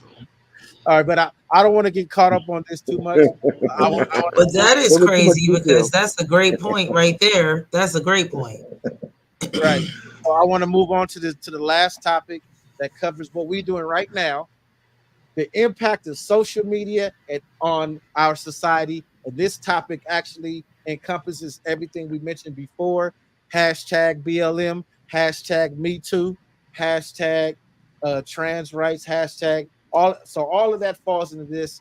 But I want to bring it in with what my homeboy been having issues with in the social media space. he's been having issues with dating because he's a 43-year-old man that's divorced and trying to get back in the dating field, and he has to deal with these apps, and he's saying these apps are absolutely horrendous. So I want to play a clip that speaks on these apps real quick. It's 40 seconds long. I mean, you can see these really data stats that show that women get attention on dating apps and men Volume. and or a very small percentage of men get all the attention. And I can't hear it. just that the operational We can't hear on it, these Tim. apps is extremely skewed. It's really, Imagine really you go to a low. party and it's almost entirely men. Right. Let me say, maybe everybody mute, and that might help.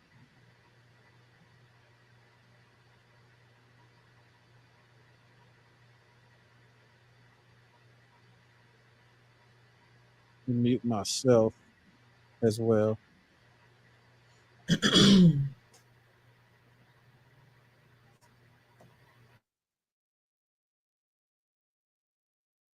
I mean, you can see these really dramatic data sets that seem to show that women get tons of attention on dating apps and men get none at all. Okay. And or a very small percentage of men get all the attention. And part of this is just that the operational sex ratio on these apps is extremely skewed. Imagine you go to a party and it's almost entirely men, right? At that party, Yep. most men will not get any attention from women. Right. That's just a natural consequence. Right. These dating apps are often upwards of 70% male.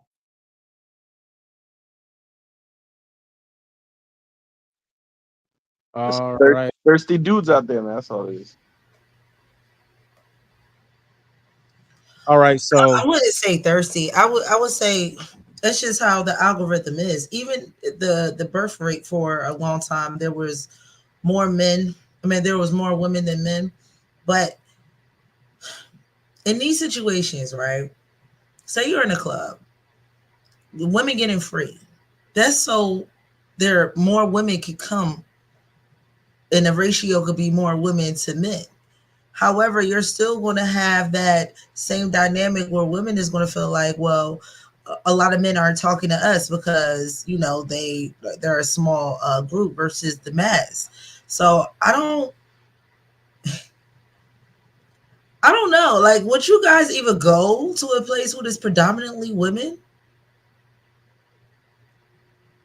If I may, if I'm looking, catting, whether I'm wanting a one night stand or looking for a woman or a date or whatever, yeah, I would, because my chances of meeting somebody are high.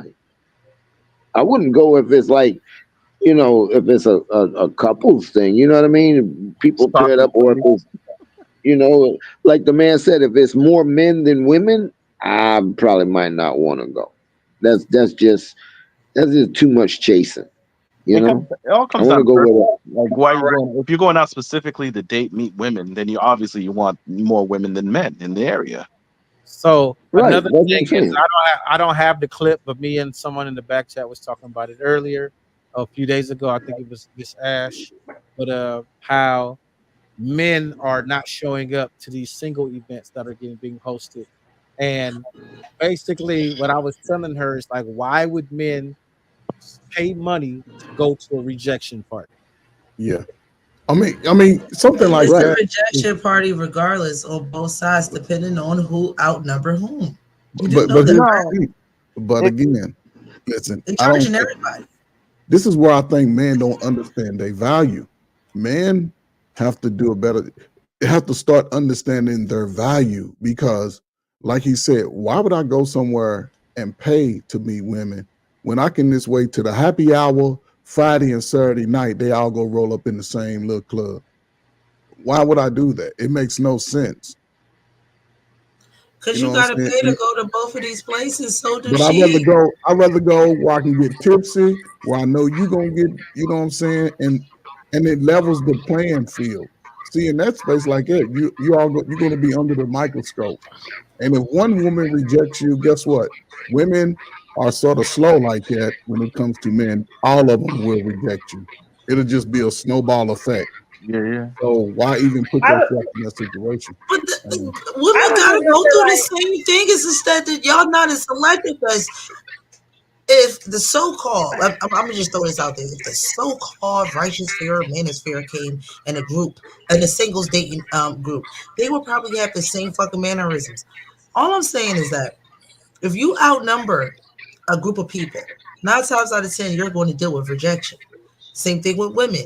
If the men outnumber them, a lot of them are going to have to deal with rejection. You see it in the dating shows all the time. So I got a question, and I'm really trying to figure it out. So it's a legit question, like not trying to be funny. So he was saying that like over half of the people on the dating, I've never been on a dating app. So over half of the people on a dating app are men. But then like, so it makes me kind of question like, because at first I was thinking, well, maybe men just prefer to meet women on a whim. Like, okay, I saw her at the grocery store, or I saw her at my cousin's barbecue, and we meet and we chop it up. But at the same time, they're still also going on the apps, and they're the higher percentage on the apps. Does that make sense? It's supposed to be, but it's it's more not. women. It's more women on apps than men, and I'll say it for You're on myself. mute. Oh, Yeah, Timmy, No, but, not you, but I don't Coach. think that's true. There's definitely more men on these apps than it's women. more women naturally than men. The thing, and listen, I was on dating apps before I got married, and let me tell you something. I was probably a 95% success rate. It wasn't that difficult at all. Stay humble, Ferg. Stay humble. No, I'm just saying though, Like, because no, it's not that hard. I don't know what y'all doing. Y'all just doing it Nah, wrong. leave that man alone. that hard, Leave man. my light-skinned brother alone. Hey, listen, it's My not, man just get on there, That's lick how his he lip, acted, and too. it's a wrap. again, It's a wrap. Like speaking on my friend, because I just texted him and tried to get him to come on the panel, so I don't speak for him. But he basically was saying, he's very successful. He has 4 college degrees, 2 bachelor's degrees, 2 master's degrees. He owns a business. He's very successful, and what he comes across, and he said this is just how it feels. Is when he on there, talking to somebody, whatever, it'll go dry, it'll go cold, and it's because these sites create an environment to where everyone's just waiting on the next person that's better. It's like the grass is all, if I got this dude, got 4 degrees and he got a business, I got him interested in me, then I can attract the next level up. So you know what I mean? That's Kind of like the husband store. No, it's 2 words. That exact joke. Yeah, yes, It's 2 words that y'all missing. It's hypergamy and pre-selection. Like this is a phenomenon that exists in our sexual dynamics amongst women, and that's phenomenon. Yes, that exists amongst our women. Then that's hypergamy, where it's especially if it's this short-term dating strategy, right? Because it's that guy is only going to be around for so long, right? Because that's your assumption. You only look for that short term, and if I can get this guy, then there's probably somebody better. And then going back to your whole husband store thing, well, not looking for husbands now. They're just looking for that short term satisfaction or whatever, to get off whatever they need to get off for that night. You know what I never liked about that definition? Which is one? that it insinuates instant gratification is hypergamy. But it's just instant gratification. It's trying to give other decorated ass words. No. So it's something so simple. There's hypergamy, but it's exacerbated by instant gratification. Is it? But again, I said it earlier. Some of us have to admit that we just ugly as hell. Come on, bro. When I was on a dating site. It's okay, Maurice. You can do it. Oh, come on. But what I'm saying is, I'm not picking at anybody here. But what I'm saying is, when I was on the dating site, I get what he's saying. once they saw you, first of all, you put your picture up there, right? So you can see the picture, right? You're gonna read. I didn't even read bios. I just went by looks because I need to talk to you. I need to hear what you're talking like. And once you start talking, you can iron all of that out. I never brought up sex. Yo, coach. Yes. Yo, coach, I just wanted to say real quick, you are absolutely right. Because I remember I had an ugly boyfriend too, because he was funny as hell.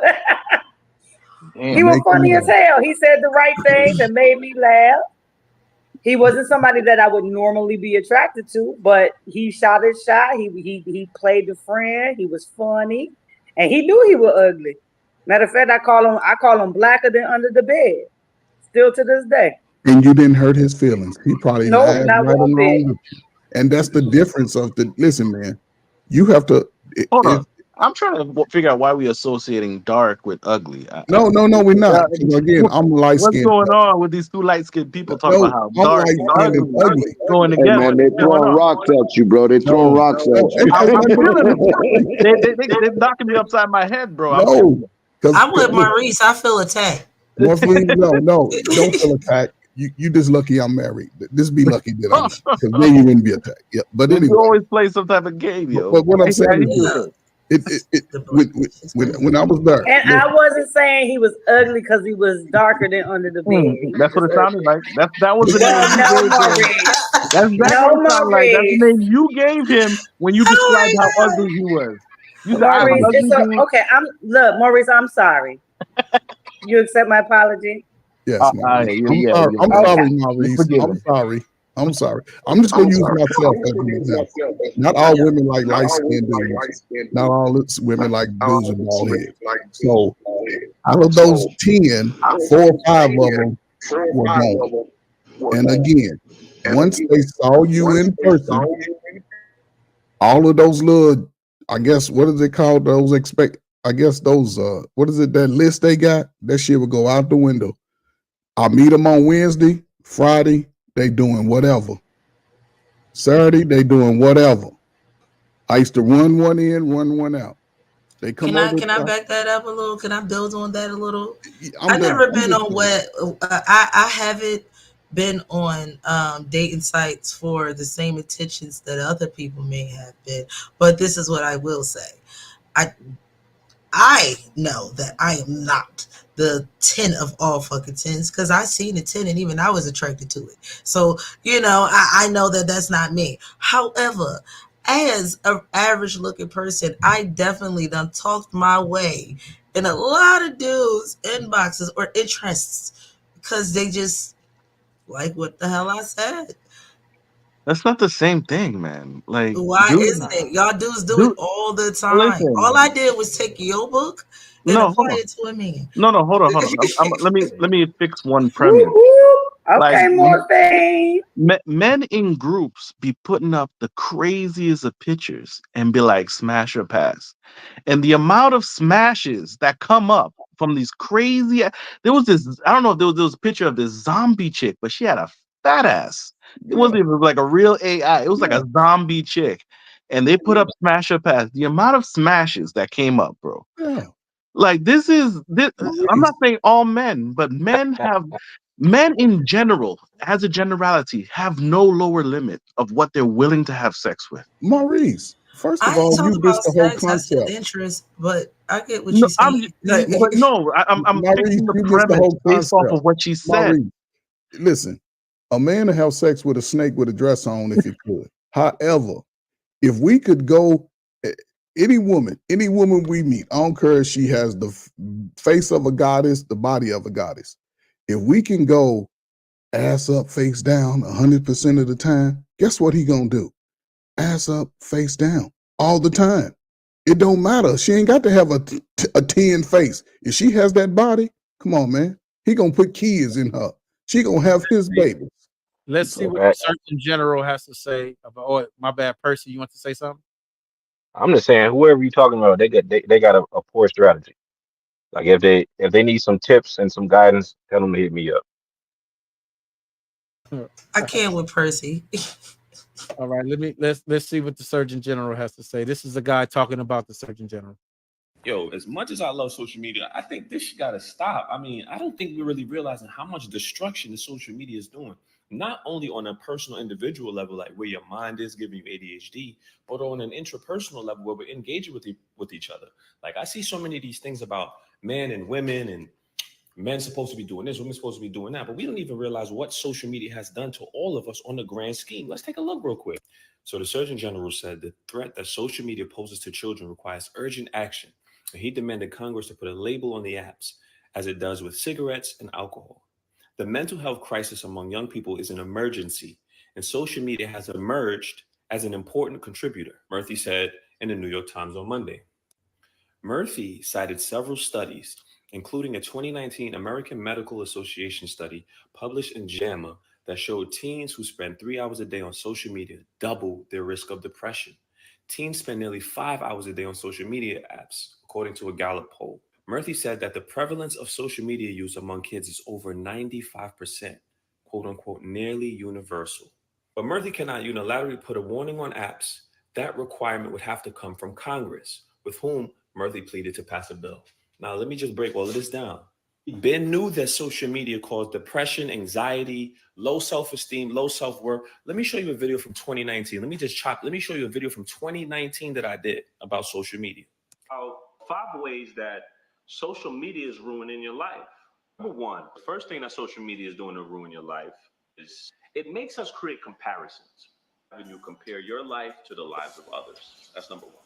Number two, social media seems like it's a subtle process, but it's slowly making people more insecure. The third way that social media is ruining your life is that it's putting everybody in your business. It's making your business too available for everybody. When people post their business, where I'm at, their location, who they with, what time they get off work, what time they started work, where they work, how many kids they got, where their kids go to school. When you post your private information, you're putting all of these things on the net. The fourth problem, there is a distortion of time. When you're on social media, you don't even realize how fast time goes by. And that amount of time you spend looking at something you could have spent writing, that workout that you didn't have time for, that you're so busy, and so you're on social media 3 hours a day at least, every day. You can go and take half of that time, or a fraction, or a quarter, or whatever it is of that time, to put it towards your goals, your desires, your dreams, something. All right. That was 100% true. I agree, but to add as an addendum, parents need to parent, man. Parents need to parent. Like, asking the government or Congress or whoever, schools, to take care of your kids, you've already screwed up. You as a parent need to parent. So whenever you hear about these kids on social media, your teens on social media, like, if you know it's dangerous, just like like smoking or any type of drugs or sex education or all this other stuff that we have to talk about, this makes the list. But the thing is that when it comes to cigarettes and alcohol, by it having those labels on it, makes it that much easier to regulate. You can't buy certain things at a certain age. If they put these labels on these apps, you have to. Not everyone can download. Well, I was also gonna say, you guys can correct me if I'm mistaken. It's not just talking about kids; it's actually talking about adults too, because we're on Facebook, we're scrolling, and he says, if you even took half of that 3 hours, like this, I ain't gonna lie, I'm guilty of it. There be sometimes I'll be out here in the back chat, Tim No way. Yes lying. way. And then You I'd be like, lying. you know what, Tim? Matter of fact, what I do today? Around noon? I was like, let me get off this phone with you. I got some stuff to do. Let me go take care of my chores, right? Because we can get wrapped up into it. So it's not just about kids. I get what you're saying, Maurice, and you're completely correct. No, remember, I But said I don't want to zoom over the adults either, because it consumes our lives as well. no. I mean, my statement was as an addendum, because I agree. It's an issue. Social media is an issue. It's something that all of us need to take inventory of and use our time more constructively towards things rather than being on social media. But in the same sense, like whenever you start throwing kids in and the concepts of depression, anxiety, and all this other stuff, um, we can't neglect our responsibility not only to take care of ourselves, but also to take care of our children. And I do agree, but I do want to. Okay, as you say, your addendum. You know, some kids unfortunately are in that process, and guess what? Sometimes it's how can I put it? I don't want to be wrong, not wrong per se, but I don't want to say it wrong. Inaccurate. You have some people who they allow the social media because maybe it's because they're not home. You see what I mean? Like you got the mom that's working 2 jobs. You know what I mean? So in a sense, like society and economics has made that a little difficult too, and it's so easily accessible. Whether you don't even need a phone. You can go on your Roku TV nowadays and type into YouTube and Google whatever it is you want to watch and see skits and things like that. So it's not just like the phones or the tablets, it's the TV. And again, there's some people, unfortunately, that I'm not saying that they don't have an option, but if they're not present due to certain circumstances, it's not really something that they can do much about. I mean, based on the example you gave, it just seems like that house needs order. And you already know the person that's responsible for order in the household is the man. But So everybody, But everybody doesn't have the man in the house, Maurice. I know, but the reality to say that the government or these legislative bodies are the ones that are supposed to bring order in my household is a failed mindset. But social media is doing exactly what it was set out to do: dummy down the ninjas. That's exactly what it's doing. Right. Who right now? And I'm not saying just people if they listening. How many of y'all have dinner nightly with your family at the dinner table, where there's no phones allowed? How many of y'all do that? That's what they do. Not very many people do that. I look, matter of fact, Tim, I do told and I you I'd be don't. on. I do Remember, and I don't. I'm Tim, not I gonna said. lie. Remember, Tim, I said I hop on after dinner. We was all sitting there. We make that a nightly affair here. But the thing is, listen, I'm a not millennial. I'm enough not of gonna us lie. do I it. do and I don't. We're Not we're enough of us watch do it share shit that we seen on social media at the dinner table. regularly. How many of us are having conversations about let's just say, okay, we all here, we in the huddle. This is what I call the huddle. We getting information, we sharing information. Timothy said something great. I'm like, oh yeah, I'm gonna mark that. We'll write it down. But then how many of us go share that information with the ones who need it? Regardless of who said it, regardless of how they said it, shit might even hurt my feelings. But that's some good information. And I'm sure my 12, 13-year-old son or daughter can use this information. How many of us are applying these things to the lives as needed? A lot of us dismiss that shit, and then we wondering why my baby's acting all funny. Because they're going through the change and we ain't paying attention to it. It's just unfortunate. But again, these are poor people issues. So somebody got to change. Somebody got to be the voice of reason if you want your life to change. Because I may be on the other side, but we have children, and the children need an opportunity to have the best possible life without all of the bigotry, without all of the perpetuous lifestyles that they're trying to force on young children. And they forcing it right down our throat, no diddy. And nobody's saying nothing till after the fact. We'll see it and we'll talk about it for weeks and weeks on the doorstep with our girls and guys on the phone. But when they say, listen, we're going to have a meeting on next Thursday, 7 o'clock, be there, be square, we ain't showing up. But so we get what they go put out there. Just I don't know, like the way I teach my boys, they're an independent force. Like my boys got sent to the the principal's office for telling everybody that there's no Santa Claus. Like my boys go to the doctor's office and he was crying because they wouldn't give him a shot. The little brother got a shot, but he was crying because he wouldn't get a shot. The nurse was so confused, was like, "Don't worry, I'm gonna get you a sticker." He looked her dead straight in the eye and said, "I don't want a sticker. I wanted a shot." Like there's a certain level of discipline that you put into your kids, a certain level of values that you instill inside them, so that even outside the house it extends. So nobody is going to override your authority that you've placed on your kids.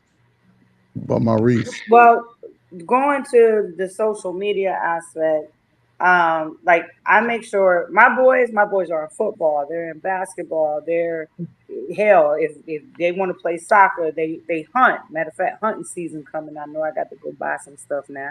Anyhow, they go fish. Today after school they went fishing. We have a creek in our backyard that they fish at, that they feed the ducks the fish. I allow my kids social media, but I monitor it and I make sure that it's only a certain amount of time. In my neighborhood, my neighbors will say they have always said, you know, like your kids are the only kids I see outside, and I'm like, yeah, because I put them outside. Put the phone down. Put the Xbox controller down. Don't touch my remote control. Get your ass outside. Go play football. Go play basketball. Go hunt. Go. We even have a hunting stand in our backyard because we're on 3.5 acres, so they can actually hunt out here. Miss No, Fields. go get your ass on the hunting stand. Miss Fields. I'm in the city, Yes, sir. so we don't got those type of options. But I could say for my children, I have an adult child and I have a teenager, and I could say they never on social media. I don't know why they're not interested in it so much as outside of information. Like their thing is like the whatever in space, or they geeks. What can I say? Like I got nerds in my house. Like they don't really care about things like that. Be happy. And they're Be definitely happy. Bless on their you. tablets You are all blessed. the time, and they're creating things. Like one of my sons create animation, the other one is drawing on his tablet. That's all they do on it. Like they're everything electronic to them is a tool to be productive in something. I don't know why you sound like you're complaining, man. You blessed. I'm not complaining. I'm just saying, like I don't know what that feels like because my kids don't care about that. Be grateful you don't have that problem that Miss like Fields, I 90% do have a of question Americans are dealing with right now. Yeah, I got geeks for kids, man. They nerds. I Miss like Fields, this. so the Like question I have with the information you just shared about your children, do you believe that it makes it a lot easier having a father within their space on a daily basis? Oh, no question. Yeah, and see, that's the part I think a lot of people miss, because even in just how you speaking it, you said my children, but that balance, having that father, even though let's just say he ain't even as active with it, but he's there, that brings everything to a balance. And now you can see how your children are a little bit more diverse, a little bit more willing to try different stuff outside of the norm, well behaved, do things within moderation. And I think for the most part, a lot of their young men and young women don't get that balance. And Right. that's where we falling apart in our community. It's just I'll say this because I want to say, because anybody that know me know I brag on my baby. Look, he a better parent than me. there you go. That's I'm what we busy do. cooking. I'm busy cleaning and folding laundry. He outside playing football. He outside going to basketball. He outside hunting with him. He going to the store buying fishing stuff with him. He in the room playing Madden and talking junk with him and toughening them up a little bit. Those my boys. But those are his boys. He is a better parent than me. I'm mom. But my boys are also at the age where they need their father. I was mom up until like 6. Exactly. Now I'm just mom. Ma, what's for dinner? Ma, did you see my sweatpants? My favorite sweatpants. That's who I am now. See, I don't like the word better. I don't like the word better. I don't. Like, but no, you shouldn't. You don't get to define what I think is better in my household. He's not a better person. Hold on, let me clarify. Okay. He's not a better person than me. He is a better parent than me because my boys are 11 and 12 and they don't need the Band-Aid on the boo-boo no more. Right. They don't need the hugs and the kisses and the cuddles no more. They need dad. Let me But I So would let me just now offer a dad is a different better perspective. parent. no. Now, He had you just, asked me this when they were 3, no, he was useless when he was 3. When they were no, 3. that's not true. Well, not Yeah, useless, that's what but I'm I'm saying. joking. I'm Yeah, just no, saying he wasn't as useful as me because I'm the baby. You know, most men, especially from the older generations, like y'all didn't know what to do with a damn kid. Y'all would sit there and watch the What? game and have a beer What you talking about? and tap them up and down on your lap. You talking about And the as soon old as ass boomers? You talking about the yeah, old yeah, yeah, boomers? That was my yeah, dad. My dad didn't like know the what ones to that do. won't change no diaper. They be like, hey, that ain't my job. I ain't changing no diaper. Here, mama, take the baby. You nah, got you this diaper change. you speak with the generation that took paternity leave and stayed with their kids. So But they yeah, kids were a lot stronger, a lot but smarter, a lot more go getter. let me offer a different perspective. This is the reason why I'm pushing back against the word better.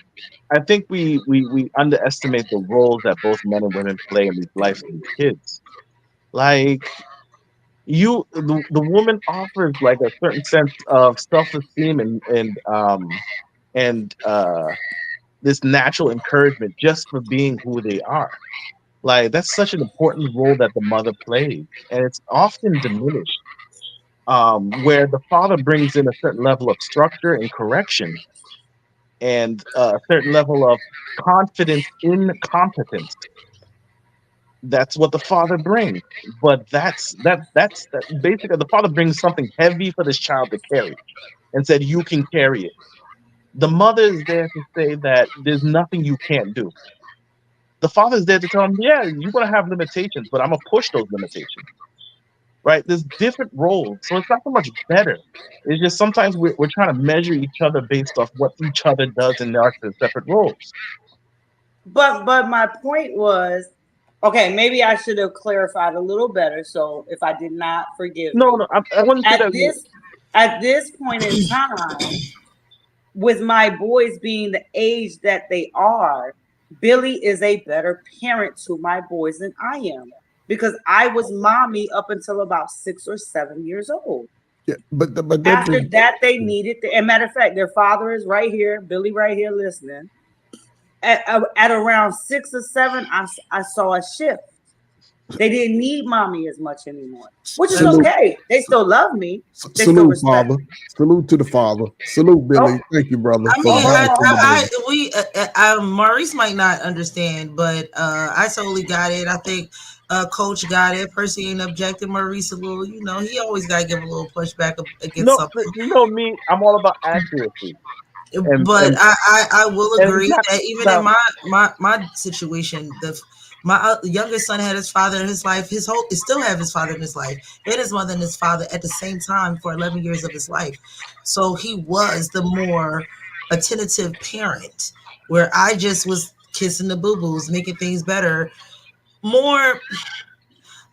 I was the nanny, I was the maid, I was the laundry woman, I was You that. were That's no what I maid. was. You was not a maid. I Stop was it. the maid. You was You not are a the maid. You was I a don't mother. I don't like This You is was a part of mother. the. You was I not a don't maid. You was a mother. Am I complaining about it? Am I You was complaining not a about it? maid. You don't have to Stop complain it. She's about not it. complaining about I'm not it. Though. complaining. It's You That's not a what it maid, was. though. It served me to make sure my child had a nice, warm ass every day. That was All my right, let me thing. let me What is Like, let me that ask meaning? You let were me ask not a Hold King on. Billy a maid. question. Let me Coach ask King wanna that Billy. was answer Let me the cool. hear. question. Let me ask King Billy a question. I'm gonna put you on the spot, Billy. Now, when you think about your wife, the one that birthed your kids, do you see her as a cook, a maid, a boo-boo kisser? Is that how you see her? A nurse, yes. No. I'm talking to Billy. Billy, Nah, I don't see it as that. you don't see Exactly. any of that, right? You see your wife and the important role that she plays to make sure your kids are taken care of, right? Right. That's why when I hear all Hold these on, titles, wait, But the question is because not about what he sees that's going to override what I feel or what role that I think and I not play. He can see not what he only wants that, to if see. you hold But on, morphine, I got you, morphine. So I mean, Maurice. So what she is saying, okay, I'm the nurse. I got to kiss the boo boo. I got to make sure if they're sick, I'm the one probably at home with the kid, taking care of the kid, still trying to cook dinner, still trying to clean, still trying to do the laundry. So if you hire somebody maybe that wasn't the right verbiage to use, But if you were to hire somebody to do those functions, you would call them a nanny or a maid.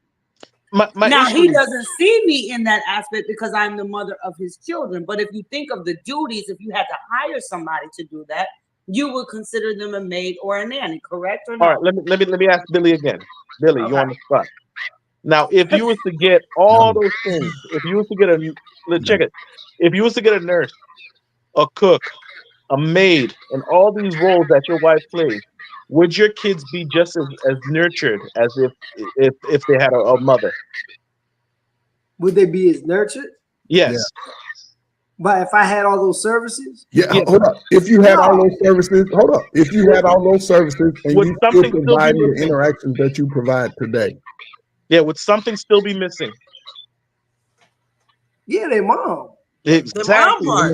Like this. Hold up. Let's walk this down. Hold up. We gotta walk this down because There's something because- innate. hold on. We gotta walk this down, Hold on, Maurice. let us walk it down. Because Miss Fields actually laid out everything that he does with their children.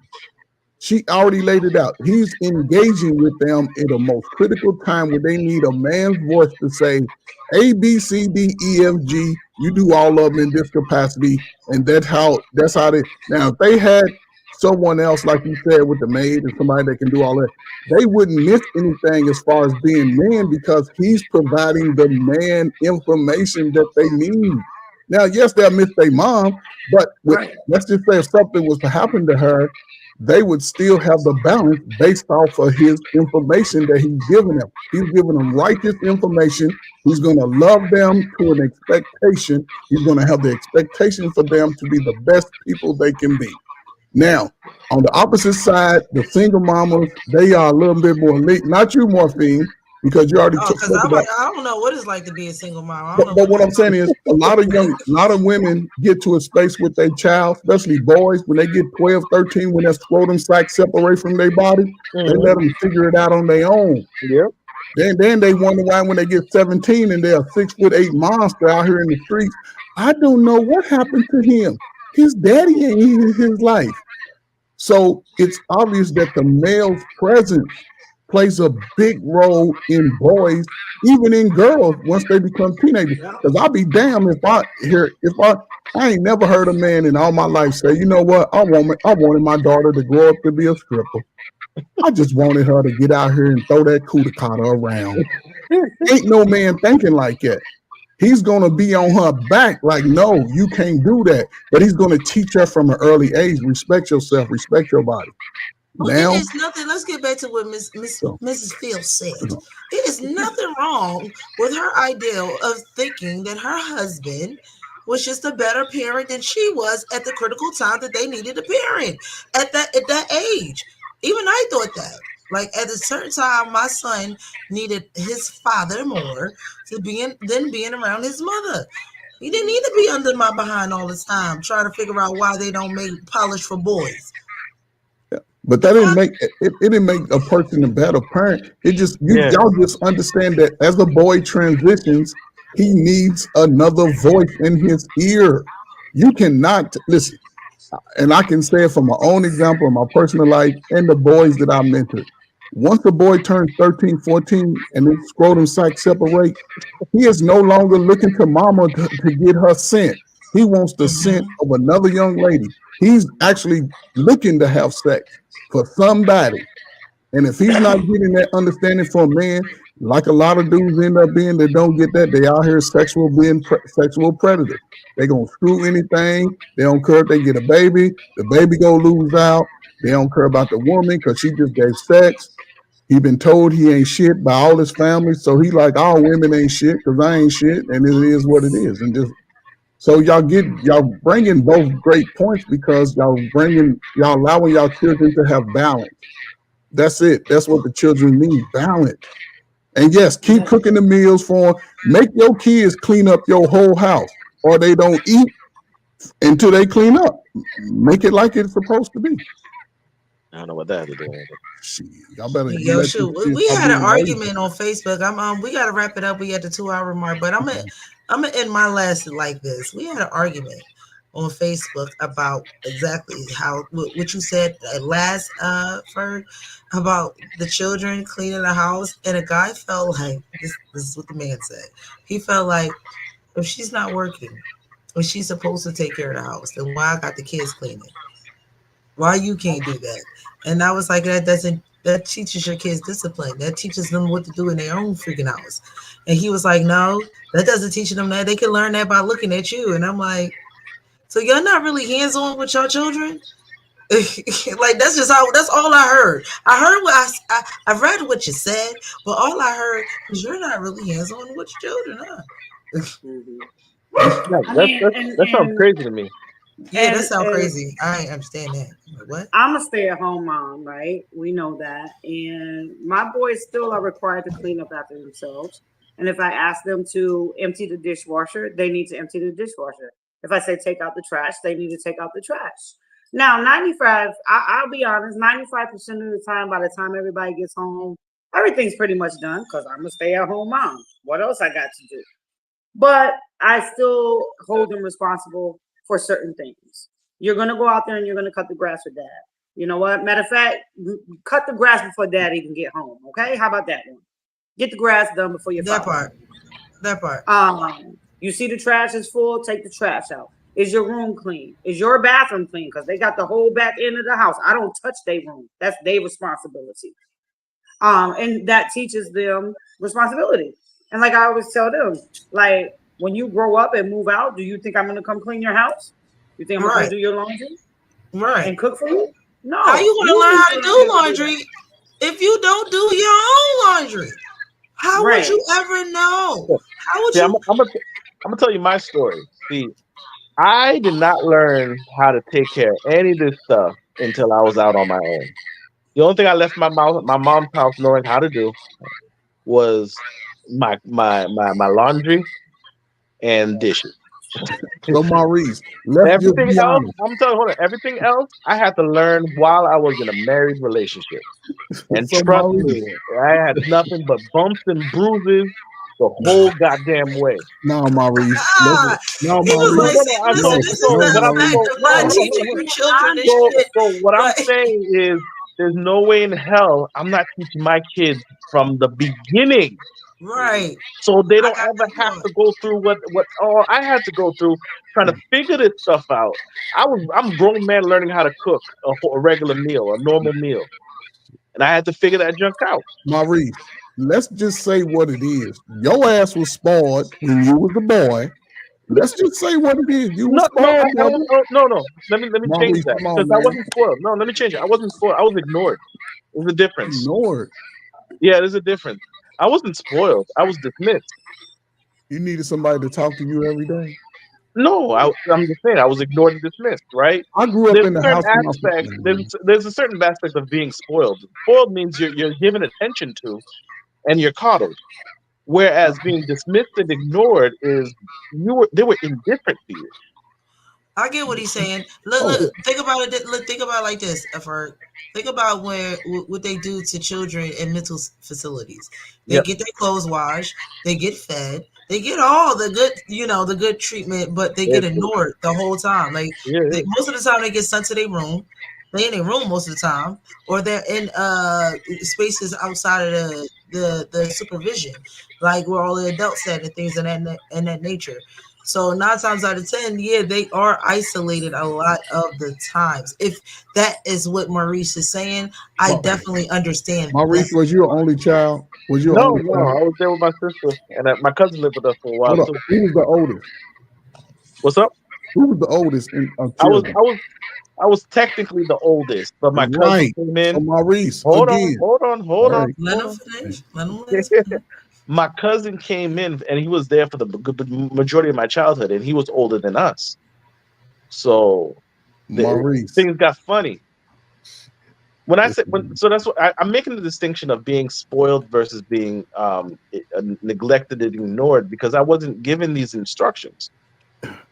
I'm gonna say this, and Maurice, I ain't even gonna bring you in it. I'm done with you.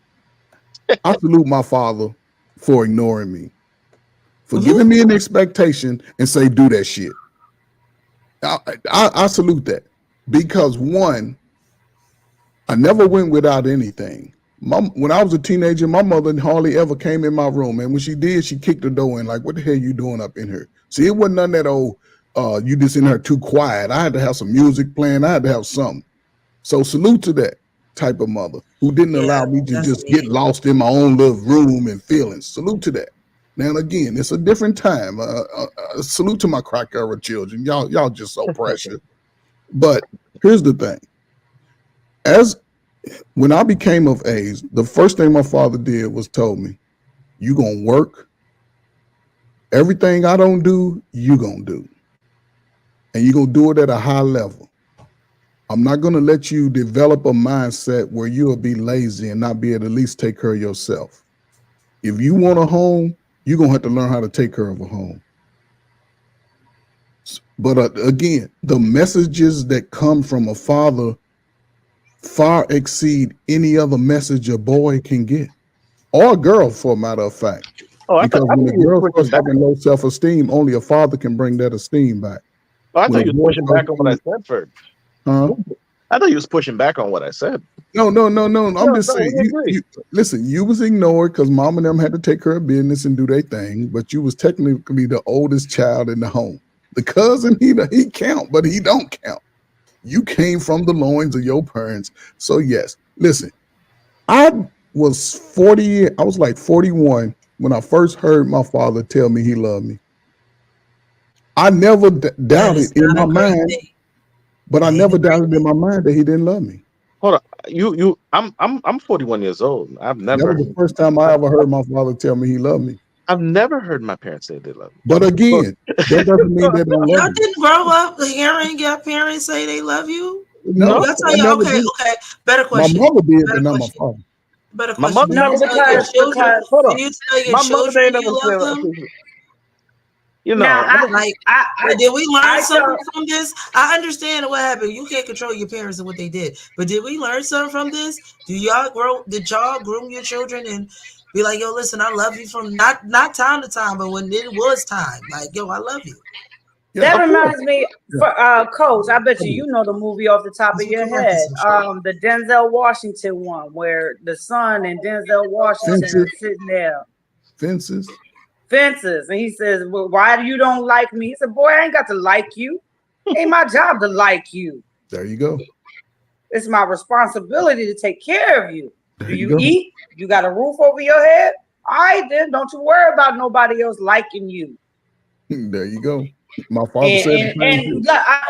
And I'm gonna be very transparent. When I first saw the video, the clip, I was like, "Oh God, that is horrible." It's hard But to then watch. when I watched it the second time, I was like, "That was incredible," because he was telling you that I love you, but I don't have to tell you I love you. I show you that I love you.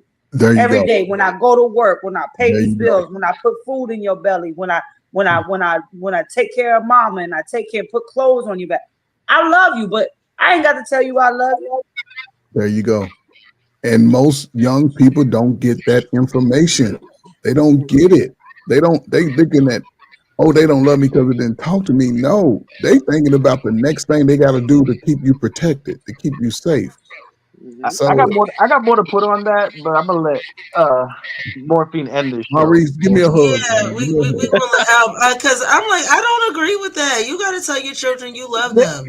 But that's Like, the you way gotta women say think. it. It gotta be That's the way verbiage. women It think, gotta though. be something they hear, or they want to go out in this world and look for that fucking verbiage somewhere else because they never got it at home. But that's the way women think, though. Women think like that. No. We're here to tell you that's what you're supposed to do. That's why the Lord made me, so you can know, babe. You should tell the baby that you love it sometimes. It's a baby. Like You you know, said, just come out the blue, be like, son, I love you. Yeah, like I said, there's Like, a certain level of accuracy that's necessary here. It's a little bit these strokes are a little bit too broad for me. Like it's Yeah. not wrong. We're hitting the spots of the painting that we're supposed to hit. But we're doing a little bit more than we should, and we're missing certain areas that we should hit as well. So that's why I'm like, it's a little, Yeah, I get it's you lacking saying. some Some nuance, lacking some accuracy, Yeah. but I get the sentiment. All right, we're gonna end this. Thank you guys. Let's get you going around the board. Go ahead, Shout Ferg. Go yourselves ahead. out. Let's end this thing. I mean, it's always a great topic. That's why I like coming over here. I appreciate you, Morphine. And Morphine, real quick, let me tell you something. In your natural state, that's top 10 right there. That's top 10. That's top 10. So every Monday, make sure you natural because that's top 10 right there. That's it. I'm gonna try.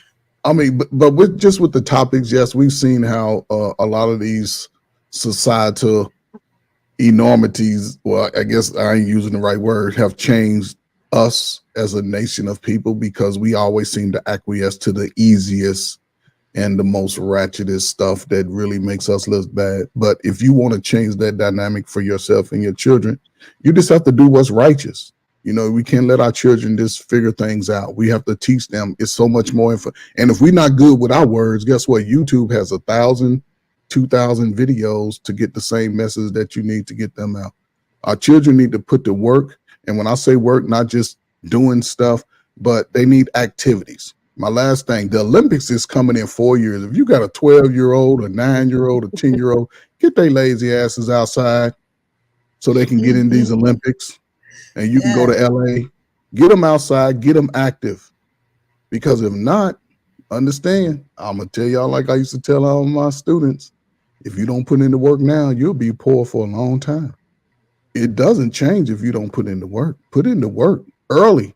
So when you get old and ugly like me, you can start to relax based off the work that you put in.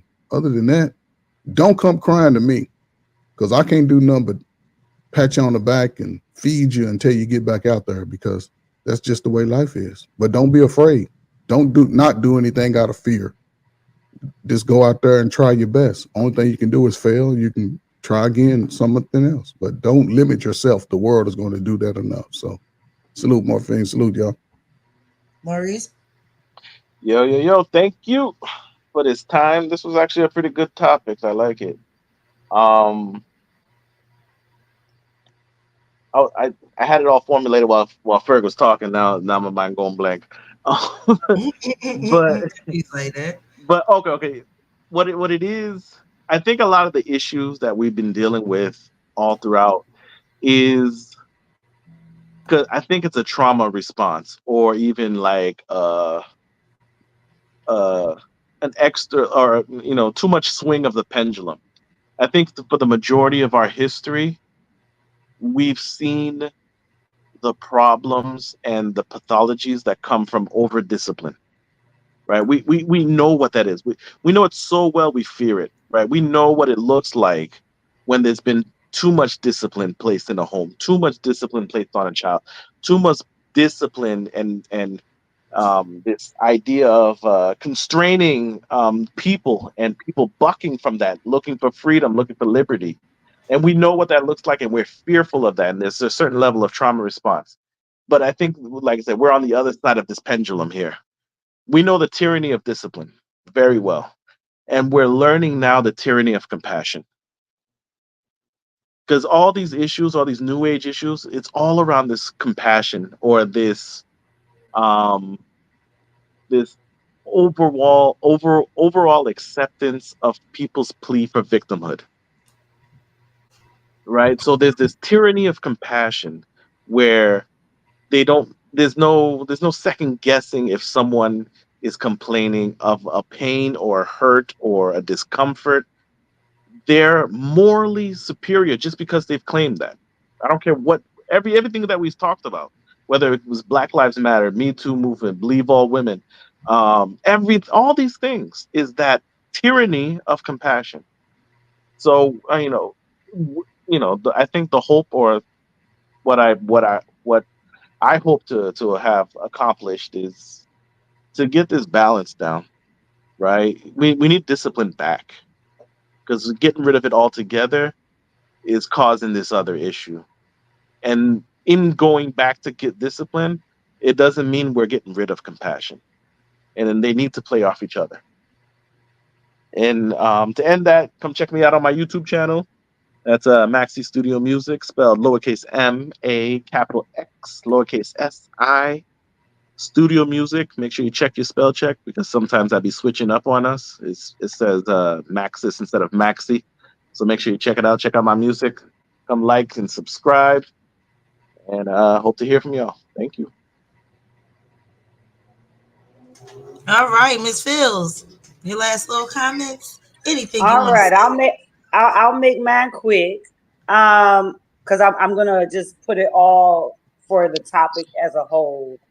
I think that, and this might even be it could be an unpopular opinion, but if I now looking back on the conversation that we had tonight, which was great, by the way, not really much has changed except for technology. I think the same shit that we're kind of going through now, we were going through back then, but the only difference is now that people are taping it, recording it, putting it on social media, putting it on entertainment. So as far as social media goes, like, just for a brief example, people have been committing paternity fraud for decades, but it's just recently that we have the technology to actually do DNA testings and find out who, in fact, is the mother. The father of the child, right? So it's not that these things haven't been going on all this while. It's just that technology has really pulled the Band-Aid, pulled that scab off of the wound, and it bleeds and it shows everybody exactly who we are and who we always have been. That's pretty much my ending statement. And yeah, I'm gonna be thinking about this later on tonight. I'm gonna be busting Billy's head on this one. Well, Morphe, before you go, I just want to say, Miss Fields, tell your husband thank you for coming up, sharing. Appreciate him. Be strong. Always. Appreciate y'all. Morphine, always. Marie, stop crying, brother. Come on, man. Come on, man. Yeah, son, man. What? Yo, I get no this love has too. been Yo, another I'm more conversations with the I need my average black compliments man. too, Thank man. you. Thank y'all guys for watching. Thank y'all for coming. Until next Monday. All right.